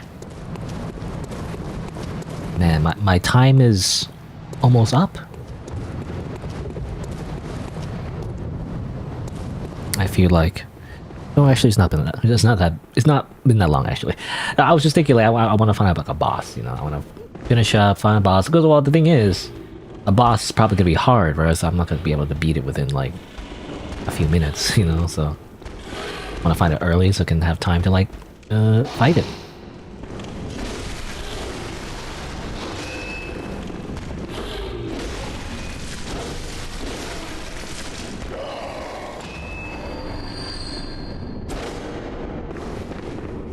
know. For some reason, I think I could like break this.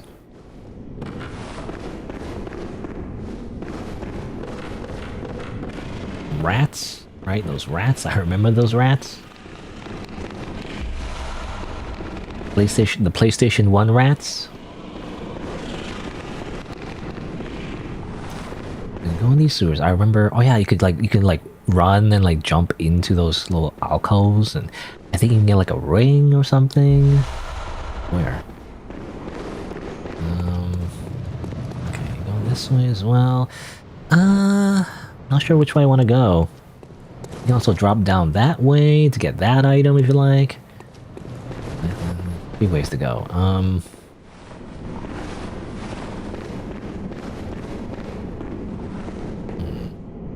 Guess I'll just go.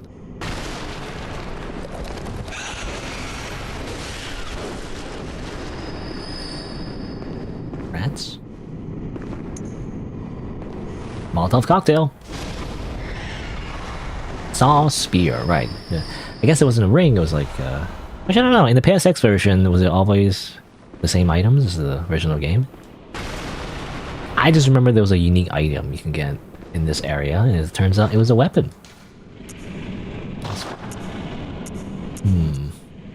Actually, do you have weight in this game? Like, do you have, like... It doesn't seem like it, actually. You know, in the other Souls games, the more items you wear, the more weight you have, and if you don't have the stats for it, you end up like fat rolling, you know, because you're too heavy. I was just wondering, like, can I just have both weapons and it not affect anything? I don't see like a weight stat, so seems like I can just wear anything. Doesn't matter. Anyway, this is a saw spear, which I think is different from the saw cleaver, right? So this is a spear, I think. Hold on. Oh, spear.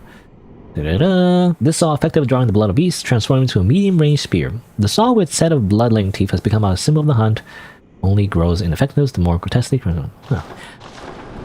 Same description, really. It is different, right? It's not the cleaver. Huh. It's not two-handed too. Interesting. The way it does that, you know, it's still one-handed. It's just longer. Interesting. With the axe, though, you get like a two-handed axe, which I find a little bit more cool. But you can't use your, you know, your gun.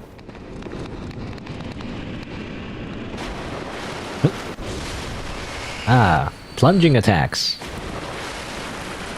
Can't remember. Can you do plunging attacks in Elden Ring? I think so. I mean, it's basically a heavy attack, I guess. But it's not as effective. You know, back in the day, I believe in Dark Souls 1, like, plunging attacks were more powerful because if you plunge from a great distance, you do more damage. You know? But like in Elden Ring, that doesn't happen. You just do normal damage. No matter how far you are from the fall, you just do a normal amount of damage anyway. So it's not as cool. Madman's knowledge. Skull of a madman touched by the wisdom of the Great Ones, of course. Used to gain insight. Making contact with eldritch wisdom is a blessing, for even if it drives one mad, it allows one to serve a grander purpose. Or posterity. Posterity? What does that mean? What does that mean in that context? Because posterity means... the word means to... I believe... to like... record something, right? For future reference? For posterity, you know? I'm gonna do this crazy TikTok prank for posterity, you know? Just so future generations will know that I did this, I guess.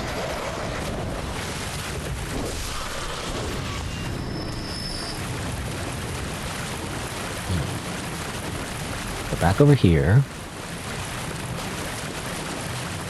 This is the dead end. In a wall? Fake wall? No. So obviously we can climb back up and then drop back down to get to the other side. And you know what? I might just do that. Since we're here.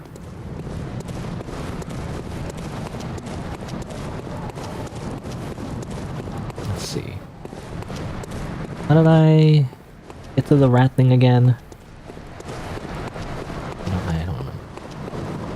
Wasn't wasn't this way. There's also this item. Sure, I'll get it. Ah, it's just a stone shard. It's just a stone shard. Nothing special. Ow. Hurt my toe. Literally took 5 damage.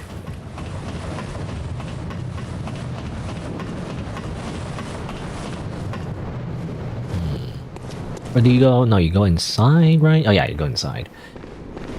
You go inside, and then you drop down this way. Where's the rat? There's a rat over here.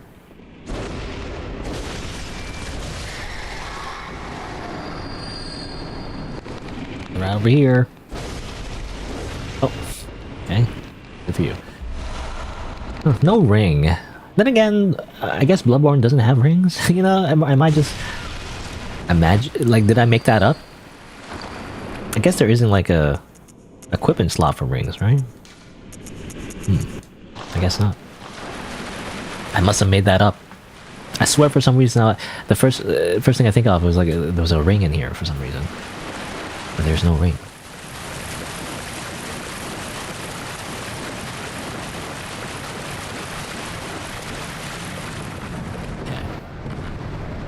That way. Is there a reason to drop from up there? I'm not sure.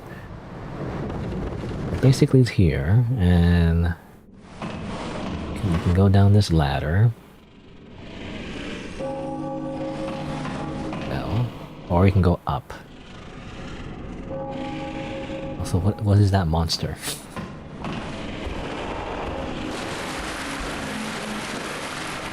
Oh, I knew it.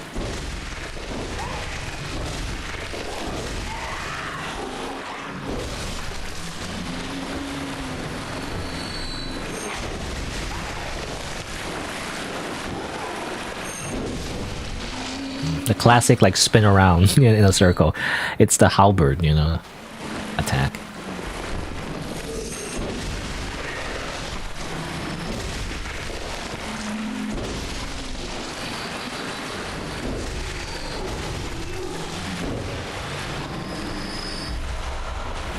Fire. Okay. Oh, you're still alive. You know, they take a lot of damage. Well, I say a lot. Not a lot, but they're surprisingly sturdy, despite them being, like, fodder. There's more?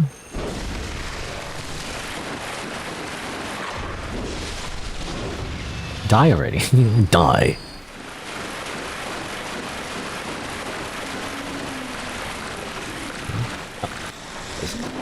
Guys over here.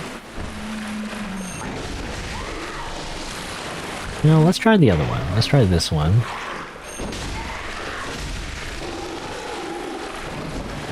Oh, it's barfing. Don't barf at me.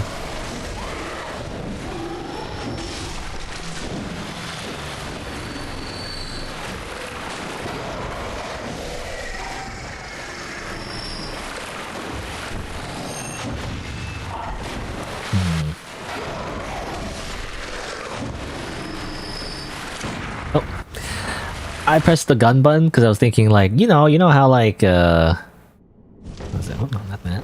You know how, like, when you two-hand this and you do an alternative attack, you do this? I was thinking, oh, what's the alternative attack for the saw spear? Turns out, it doesn't have alternative attack, it's just the pistol. I don't know what I was thinking.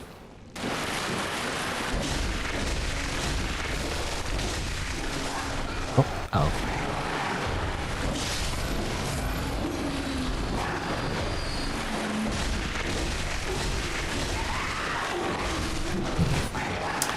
Okay, I should slow down and not just spam. I say as I spam.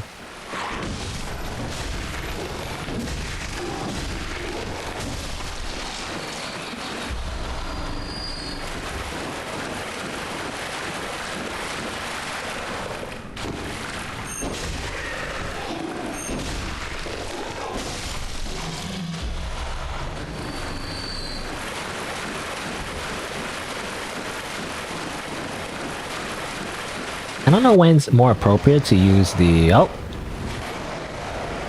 it's just these guys. It was scary, it was so loud. It's just these crows, that's all.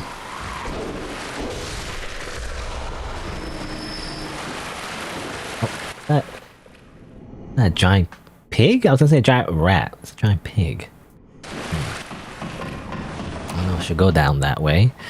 I was gonna say, like, I don't know when it's better to use the axe versus the saw spear. I don't know when it's better to use one or the other.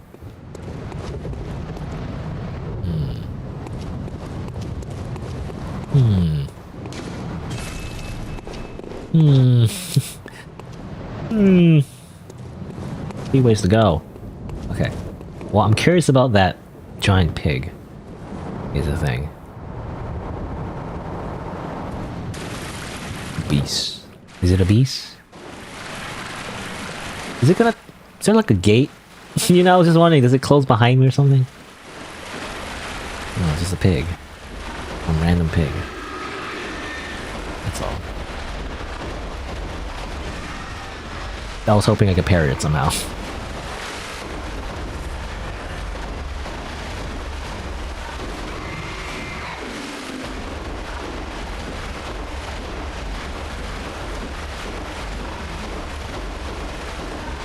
I should use this weapon, right? It's because it's a beast.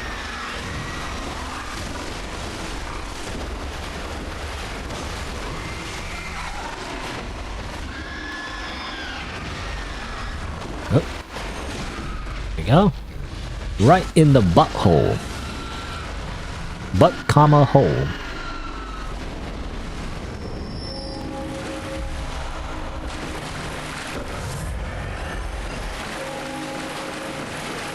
Anything down here?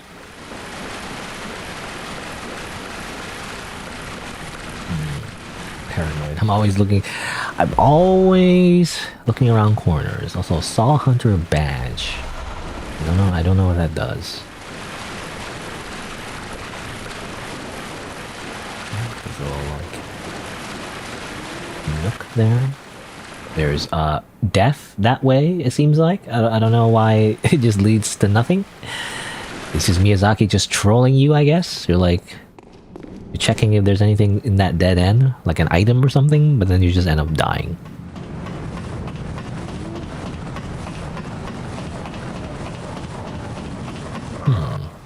Is it just me, or is it just getting darker?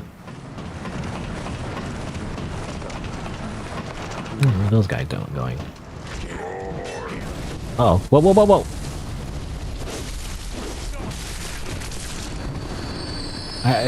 I'm too distracted by the giant fire thing that happened there. Also, that guy has no health. I wonder why. That makes it scary, because they must have been attacked by something else. Also, yeah, a bunch of group... They distracted me. Like, you know, it's got to see a bunch of guys go that way, and like... Something happened and I missed it. Did they all explode or something? Is that what happened? I don't know what happened. But something tells me I shouldn't go that way.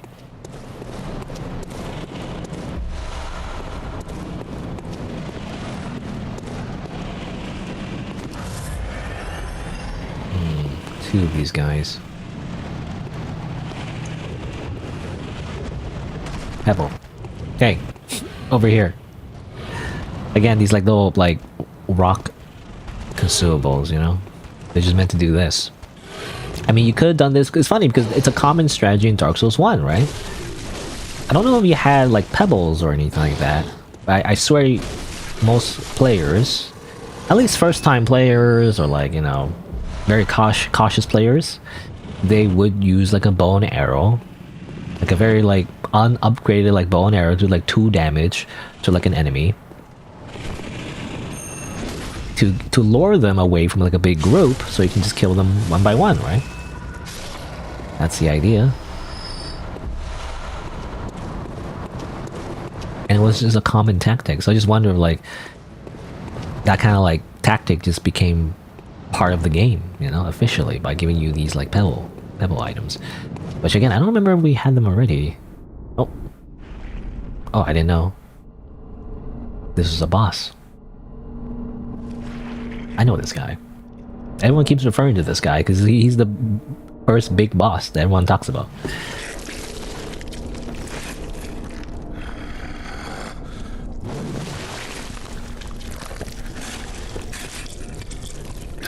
It's gonna suck getting back here though. You know, when I die, basically, like how am I supposed to run all the way back here? Beasts all over the shop. I have to run all the way from like You'll be one of them. one lamp.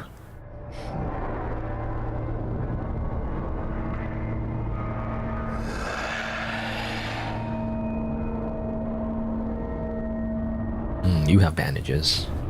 Makes me think you're the guy that gave me a bunch of blood. I don't know.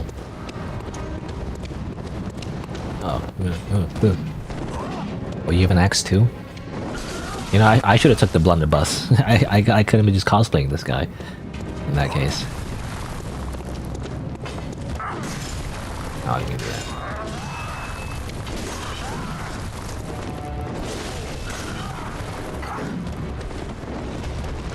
Ah, god damn it.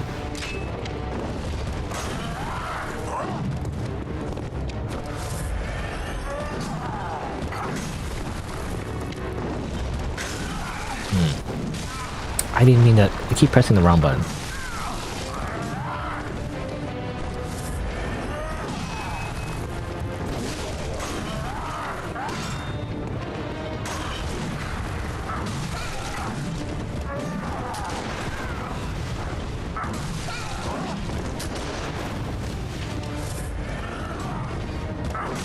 Oh, come on.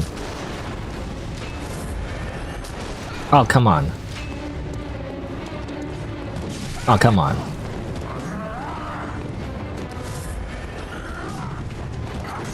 Do I have to pistol out? I don't know.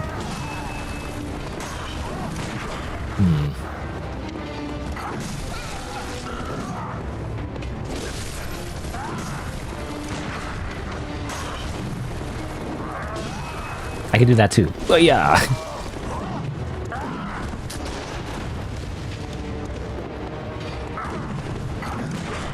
Come on, I'm trying to do the thing where like I parry him.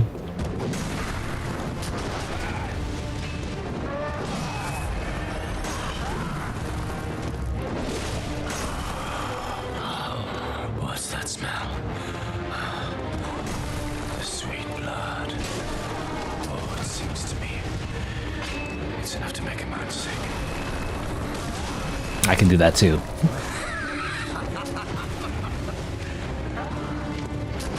Oh, come on. I can't see, the tree's blocking the way.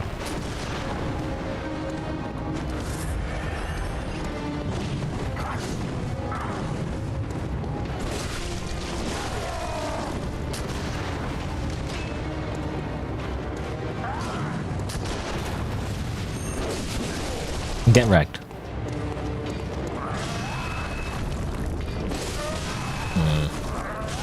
Why does he get poise? You know, I don't get poise.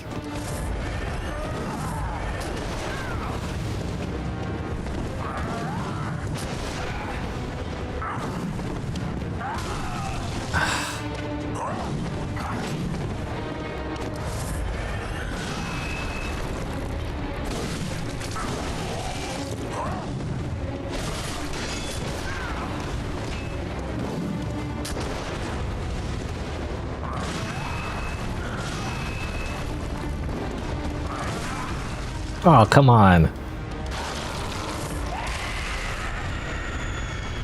Now he's a beast. Beast. All over the workshop, eh? You like fire? Apparently he's fine. The whole fire thing doesn't really work against beasts, I feel like.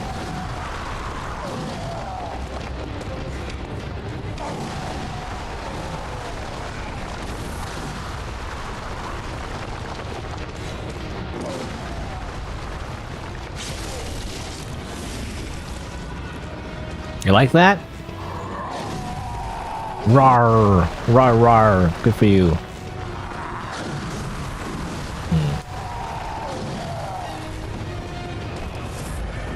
It reminds me of, what is that guy? Horalu, you know? Horalu! Chieftain of the Badlands.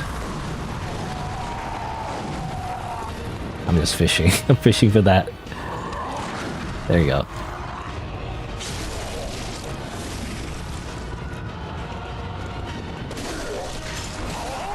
Die. There's no place for a beast in my Yarnum. What is it called, Yarnum? It's like the whole. Is it the whole place called Yarnum, or is it just this specific place that's called Yarnum? I don't really know. Anyway, there you go. I killed him. First try, sort of, even though I fought him in the demake. Also, looks like my... Well, I have 6,931 souls, but also the eye thing has 4 on it. I wonder if that is... let's see. Where is it? Is it in here? Oh yeah, insight. So it is insight. So I guess your insight goes up when you defeat a boss. I was wondering if it was possible to like not increase insight at all, because it implies that you go crazy. You know, it's like madman's knowledge when you have high insight. So I was wondering, can you like do it a run where you like have no insight? You know, you're just ignorant of everything, I guess. But I guess not, because in order to progress, you have to kill the bosses. So. Unless there's a way to decrease your insight somehow, I'm not sure. And return to Hunter's Dream. You know, I don't need that checkpoint after all. I simply make my own checkpoint by defeating the boss. Easy. And there you go. There's the Bloodborne doll waifu. Hello. Hello, good hunter. I am a doll, here in this dream to look after you. Honorable hunter, pursue the echoes of blood, and I will channel them into your strength. You will hunt beasts, and I will be here for you to embolden your sickly spirit. Farewell, good hunter. Okay. May you find your worth in Basically Maiden in Black, you know, in Demon Souls. Dark Souls 1 didn't have like a waifu. Sort of. It had a Firekeeper, and there's like a whole side quest, but she didn't really play a big role, you know? It was like a side thing. You know, she was a side piece, I guess. Anyway. In Dark Souls 2, though, there was that dragon waifu, you know? I mean, can I just look it up? Like, Dark Souls, Bloodborne, Demon Souls, waifus. It's like an image of all the waifus, maybe? And there's like a Reddit thing. It was like, which was the bitch from the waifu? And these why they're anime. You know, Made in Black. I guess Solaire? That doesn't make any sense. What do you mean Solaire? There's the freaking dragon. I think she's a dragon, I think, or something. There's the Dark Souls 3 waifu. Or whatever. Oh, I don't have dark mode on. There's the does she count? What's her name again? Emma, I want to say, or maybe that's not her name. I can't remember. I don't know if she counts. I guess sort of. I guess sort of. You don't really go to her to level up, but. And of course, there's what's her face? Is it Melina? I don't know. I can't remember. But she's like the weird ghost that like, all like she appears in the beginning, and then you go to her to level up, but then you kind of never see her ever again unless you go to like specific bonfires, allow some extra dialogue, and then she kind of appears at the end, and then spoilers, she's gone, you know, before the end of the game. So like, I don't know, she plays like a weird role where she's like supposed to be kind of like, you know, what's the word? Like she's supposed to resemble all the other like waifus from the other games, but she doesn't really. I don't know, it's like her role is not really explored that often, I feel like. She felt like kind of there, but like it's as if she's not part of the world. I don't know, it's weird. Anyway. Dark Souls waifus. And technically her. That's the Dark Souls 1 Firekeeper. But like you barely talk to her. Literally, because her tongue got cut off. But anyway. Yeah, common theme in the Souls games.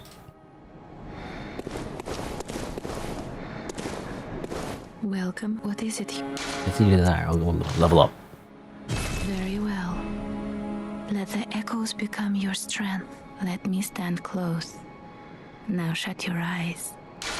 Now, I don't know exactly what's good for a Bloodborne stats, exactly, but I do know, as a Souls veteran, health is always important. And otherwise, your primary offensive stat. But it kind of depends on what weapons you get, right? So I don't know what weapons exist in the first place, so I don't know what to get exactly. I wonder if you can respect in this game. I'm not sure. Not entirely sure. Let's get some health at least.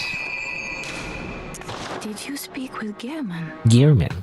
That's the name. He was a hunter long, long ago, but now serves only to advise them. He is obscure, unseen in the dreaming world. Still, he stays here, in this dream. Such is his purpose. Be a creepy old man. Farewell, good may you. Farewell, less bless. You know, you skip all dialogue. You talk to her so many times. Especially in Dark Souls 2, you know, bear or seek, less, curse. Like, blah blah blah blah. Let me see. I just want to see what the scaling is. So, I mean, Hunter Axe has bad scaling, to be honest, but like, I guess it's like meant, you know, that's kind of like a theme in the Souls games. Axes tend to have high attack, but they kind of fall off pretty easily, unless they have really, well, it's always this weird thing where like some weapons are just unbalanced, and like despite having bad scaling, they're still good because they have really high physical attack. Anyway, but generally speaking, the axes just do more damage, but they don't scale very well. But generally, you want strength. It seems like you want strength. And let's see. How do I can't. Oh, I want to point. Well, I want to point to the things, but like basically, the star is also something that scales, I guess. Seems like arcane. Though I do wonder, is it maybe it's because every weapon scales to arcane or something? It's something weird like that. I don't know. Every physical weapon, anyway. Now, the Hunter Pistol scales with Blood Tinge. Again, I wonder how useful, like, to make, like, how useful is the gun stat when you have limited bullets, right? Especially in a boss fight, because that's what you really are building towards, you know, to like fight bosses. I feel like, I guess I can see its use when you're like just going from area to area, as long as you're topped off on like bullets, I guess. But I'm just thinking like eventually you run out of bullets, you know, so you can't really do enough damage for it to matter, I guess, because your damage is limited, right? But how many bullets you have. So I don't know how useful it is to like maximize your gun damage. I don't know. Also, yeah, there's an item here. Consume insight and ring the beckoning bell to enlist cooperation. Jolly cooperation. Except I can't use it, so doesn't matter. I assume that's just for co-op. The first hunter used it as a special signal called Hunters. Use insight. So insight is kind of like humanity in Bloodborne. Also, silencing bank. Or blank? Not bank. Blank. Fire to end cooperation. Prevent further cooperation. But does not disrupt the resonance of a sinister bell. You know, I feel like that's a common like misunderstanding, because this is the black crystal essentially, and like people misunderstand like PvP, like, oh, I simply, you know, opt out of PvP, please. You know, it's like a lobby, fighting game lobby, you know. No, wrong. That's not how that works. A man, you know, like breaks into your house, okay? You don't consent. There's no consent in a PvP invasion in a Souls game, okay? That's the point. What do you think this is, a video game? No. This is real life. A man takes out a knife and mugs you, okay? Anyway, use insight to, I guess, get this stuff. Blood cocktail and a small resonant bell. Ring this bell to help hunters in other worlds. Again, sounds kind of like fun. Too bad you can't really do it in, you know, on PC. As far as I know, anyway. Unless some kind of mod. I'm not sure. I haven't heard of that. So. Well, Welcome. What is it? I do like doing co-op though. I'm a hypocrite, I guess, but I don't like summoning for my playthroughs usually, at least a first playthrough. Like a serious first playthrough and not like a fun like second playthrough where I don't care about the challenge. I want to breeze through the game for like a little bit. They'll usually get bored, you know, by the end. Well, they'll usually make like a PvP. You know, it's funny. Sometimes I make PvP builds, but like so that's when I summon, right? To just get through the game as fast as I can, so I can get like all the items and like get all the things I want, so I can do PvP. But then I do PvP like maybe like 5 or 10 times and I'm done. You know, like I don't really do a lot of PvP at the end of the day. I like spend so much time planning and like making a cool build or whatever, doing like a specific type of setup in a lot of the Souls games, including Elden Ring. And I do mostly off screen, and I was like, I don't want to do a lot though. After all that planning, I spend more time making the build than I do actually playing the build. Anyway, but I also like doing like co-op just in general, like making a character specifically for co-op. I mean, especially in Elden Ring, I think there's like a lot of there's like this cool healing spell in the DLC. You can like heal other players. That's kind of like fun to use for a little bit. I guess mainly because in Elden Ring specifically, like the multiplayer gets better. Because I remember in Dark Souls 1, it's so hard to connect to people. Like summoning failed. It was so hard to like connect to do multiplayer. But in the latest ones, you know, it's a lot easier. It was more fun, you know, just to like fight the same bosses over and over again, but like you get to help somebody do it, you know. Anyway, I'm just trying to think, like, because I was thinking like, should I increase strength or skill? Like, it kind of depends, you know, what kind of weapons I want. I don't know what exists out there. I guess I would like have to search it up or something, look it up. Whatever I want. Let's get some endurance. And maybe 1 point strength. Just for fun. Farewell, good hunter. You can't go wrong with strength. Welcome. What is it? Ah, the little ones. The little ones. Inhabitants of the dream. They find hunters like yourself, worship and serve them. Speak words they do not. But still, aren't they sweet? Are her lips move, by the way? Have they invented lips moving yet? May you find By Bloodborne? I don't think they have. You know, there's no lip sync. Oh, consume inside ring the old hunter building. Let's caution old hunters. Old hunters. Wait, what's the difference? Because there's a cooperation thing, and then this one's also a cooperation thing. What does that mean?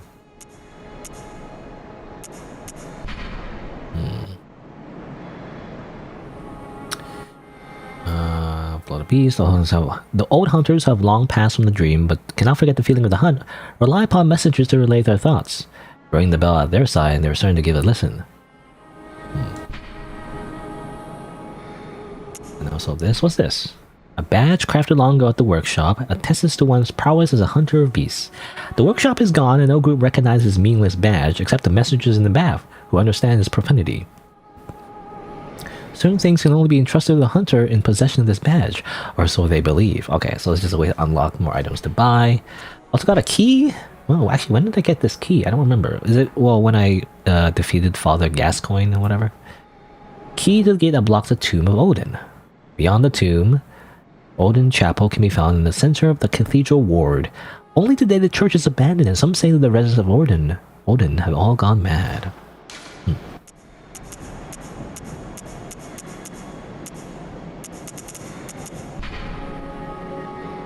Yeah, because this is the co-op bell.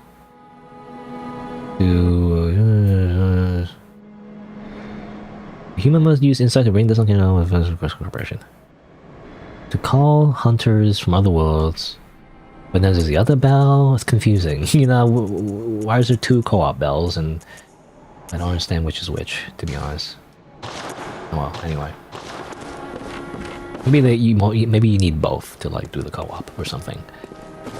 Like one is to like activate co-op and the other one is to actually come in or something. I don't know. Oh, Gascoigne stuff. Huh. Is that what that unlocks, maybe? I'm not sure. Get some lore, though. Hunter attire worn by Father Gascoigne. Similar to Hunter garb created by the workshop, only these are tainted by a pungent beastly stench that eats away Gascoigne. Father is a title used for our clerics in a foreign land, and they're not such rank at the Healing Church. Okay, he's just called himself that. Also, this one has unique lore. The dingy scarf is a holy showl, and a symbol of the Healing Church, from which Gascoigne would eventually part ways. Okay, so he didn't like it. He didn't like them at some point. Can I buy these? How much do they cost? Oh, they cost insight. Interesting. They don't cost blood echoes, they cost insight. Well, I don't know.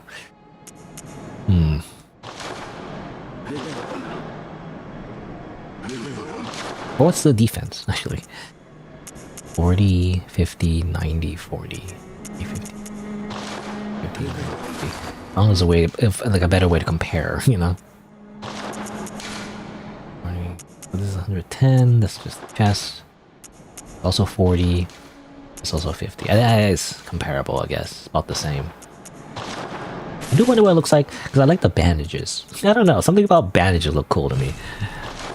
What if I get the bandages like that? Does that fit? Sure, why not? Because, you know, there's bandages in the weapon as well. So, something about wrapping everything in bandages for some reason looks cool. It's like a freaking mummy at this point, but like, I don't know. It looks cool to me. Anyway. Move on. Tomb of Odin. Okay. Well, that was the boss room, I guess.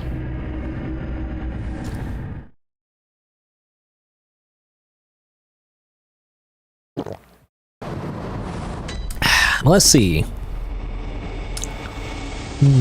Actually, I don't know if I'll play much more, actually. It's almost 4 hours. Oh man, I want to explore some more that way, you know? It's probably a shortcut. I don't know, let's briefly go this way. Just for a little bit, just to see what the next area is like. Assuming I can even go to the next area.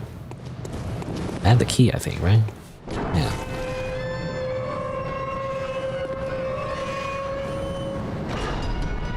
Classic gate opening animation.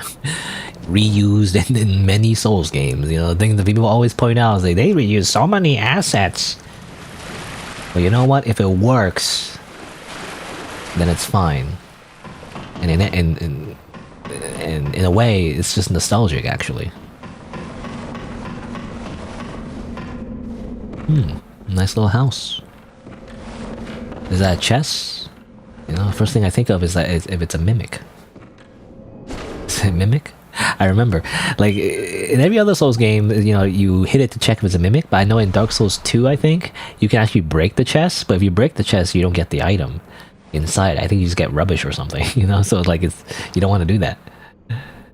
But people fell for it, you know, they kept attacking every single chest in Dark Souls 2, not thinking, like, it would break the item inside, and like, they just broke every item.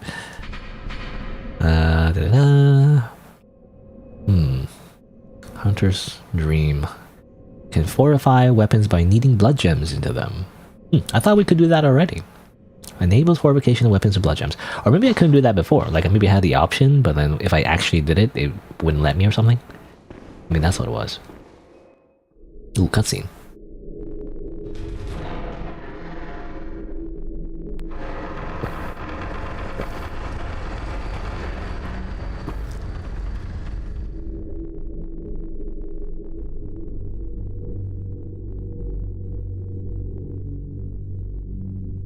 Welcome to religion, I guess.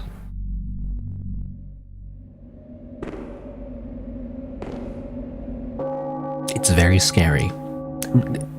Has anyone ever thought that, like, religion is actually kind of terrifying?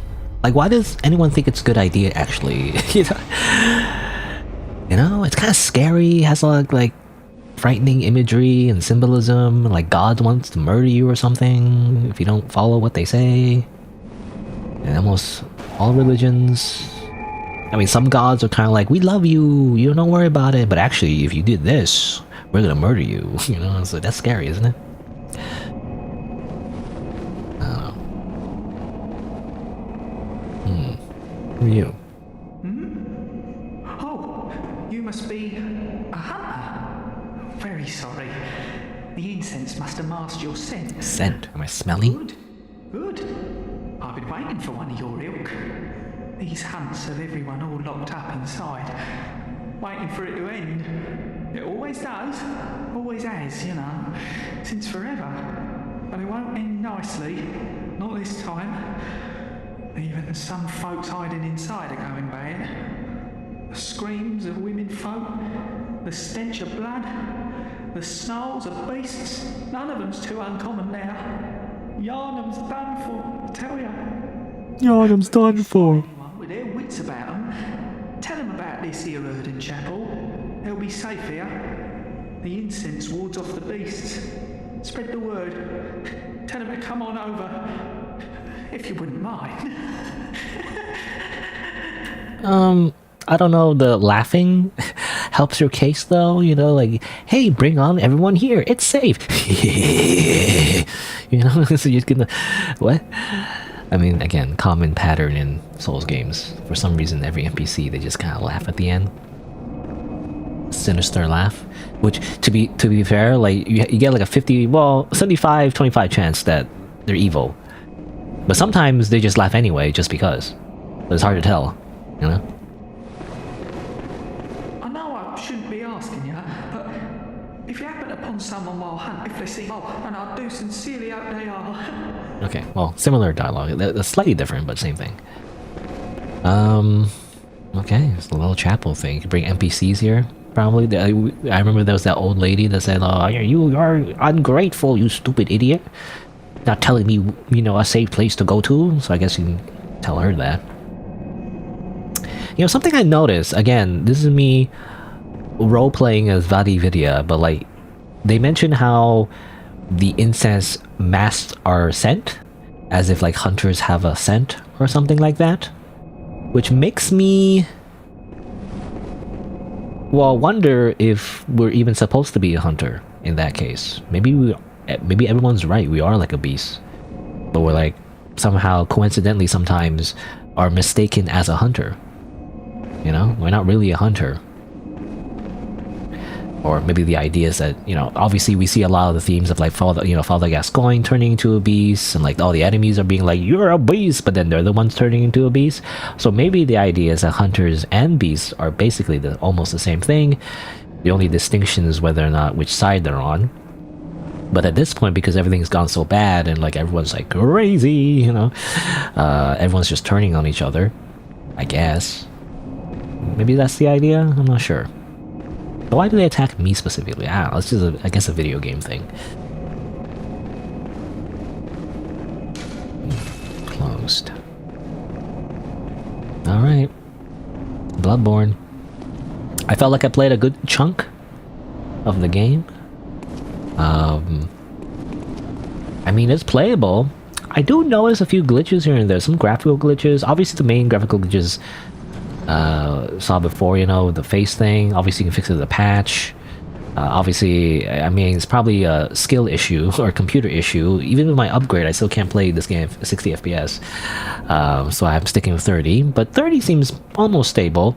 Pretty much. The only thing would be the stutter sometimes when, like, I guess we go to a new area and everything loads in. That's when we get, like, a little bit freezing, I guess. I am on an SSD, so it shouldn't be that bad. But even though, you know, it's on an SSD, it's still noticeable. So there's still that.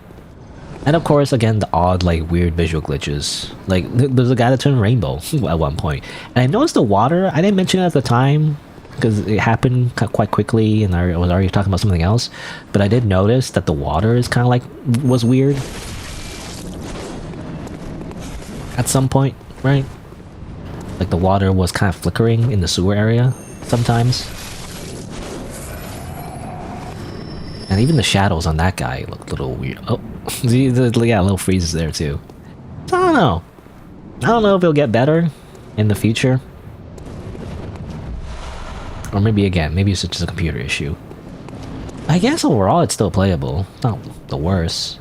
I do hear like if you do have a 60 FPS patch, there is some crashes sometimes, especially during cutscenes. I don't know how that works.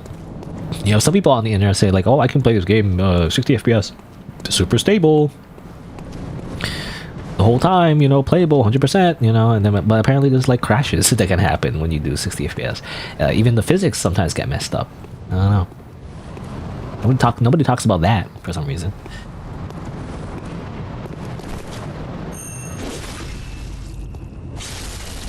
Right in the spine.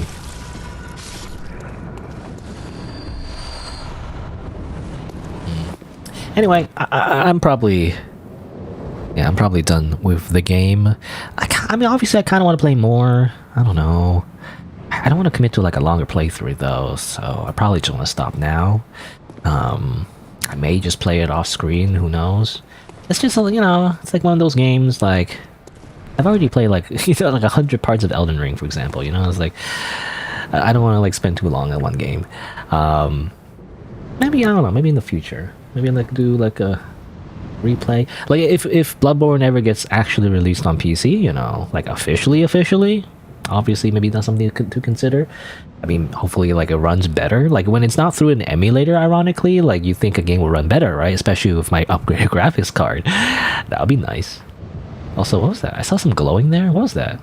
It looked like what was that? See that? What is that? Or is that just the ocean? You know, is that the reflections of the ocean? Is that what that is? Like it looks like explosions. Again, like, I don't know if this is like a graphical glitch or is it intended. I'm not sure. It's weird. I don't know. I swear, there's just some like weird, like again, like it's still not perfect. I feel like, you know, but I guess it's just nitpicky. Like it's not the end of the world though either though. Anyway, but that'll be it for Bloodborne. But there you go, Bloodborne on PC, crazy. You can emulate it now. You know, back in the day, you could emulate like PlayStation 1 games. You can emulate PS2 games. You can emulate PS3 games. Now you can emulate PS4 games. You know, it keeps going up. You still can't emulate Xbox games though, for some reason, despite the fact that it's made by Microsoft and everything. You know, Xbox exclusive games for some reason are still kind of hard to emulate. Last time I checked, anyway. I don't know if it's changed at this point, but last time I checked, it's still kind of hard to emulate for some reason. You can emulate everything else. You can emulate Nintendo games, for example, pretty easily. Overall, even though Nintendo probably doesn't like that, but you know, I mean, maybe you don't make your games console exclusive and just make it available on PCs, obviously. Anyway, but yeah, I guess that'll be it for today. Play a little bit of Bloodborne, you know, which is kind of like, that's kind of like the joke though. It's like I upgrade my PC just to play something that's like 10 years old, like, but you know, I feel like I don't know if I'm gonna make use of my new graphics card for anything other than like, I guess like editing stuff, you know. I feel like editing would be better now because it's faster and stuff like that. But anyway, but yeah, let's see. Let me go over here. Let me just actually, let me just quit the game. Actually, I could just quit the game. We could probably just do that. Quit the game. Wow. You could just quit the game. And then go here. Oops. No, pressed the wrong one. I have a second monitor. It's crazy. I just stop. This. Put that away. And there you go. It's been about 4 hours, so I think it's good. I mean, it's a good amount. Sometimes I end up playing 5 hours, but like I really want to stop at 4 because I feel like after near 4 hours is when I like lose a ton of steam, you know, and not the one by Gabe Newell, but rather, you know, my energy levels. Even though it's not really high to begin with, but anyway, but yeah.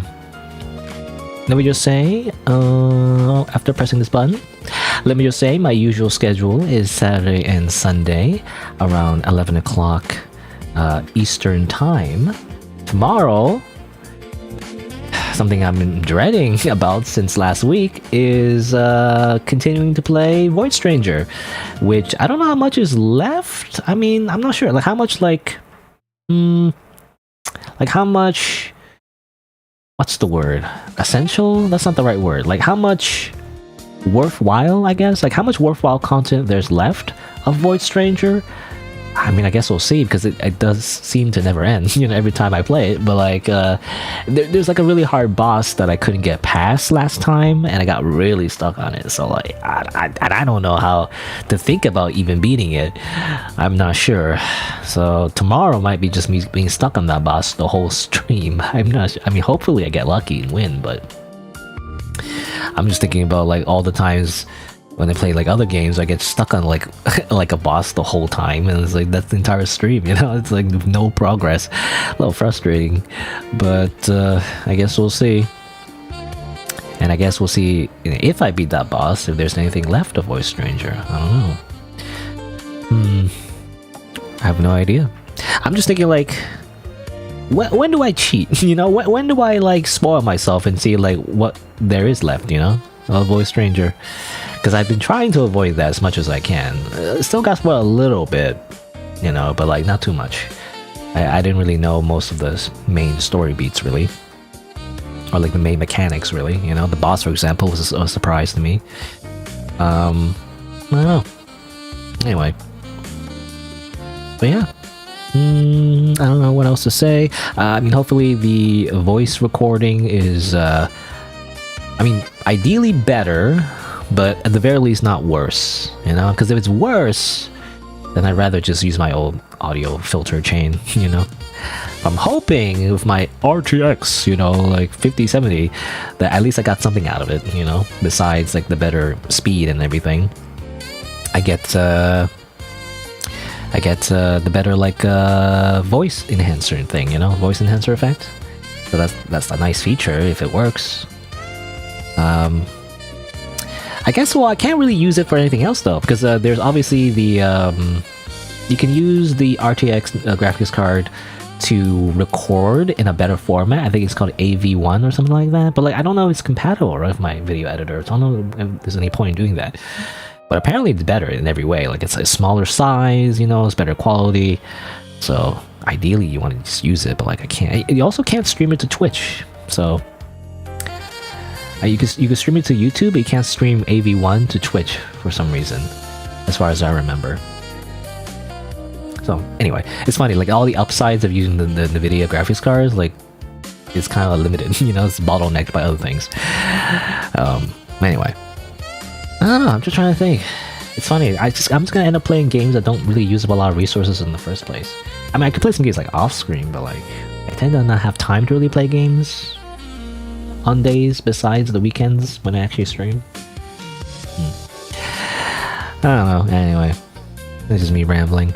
But I guess I'll just end it. So, that was it for today. Thanks for watching. Until next time, see you then.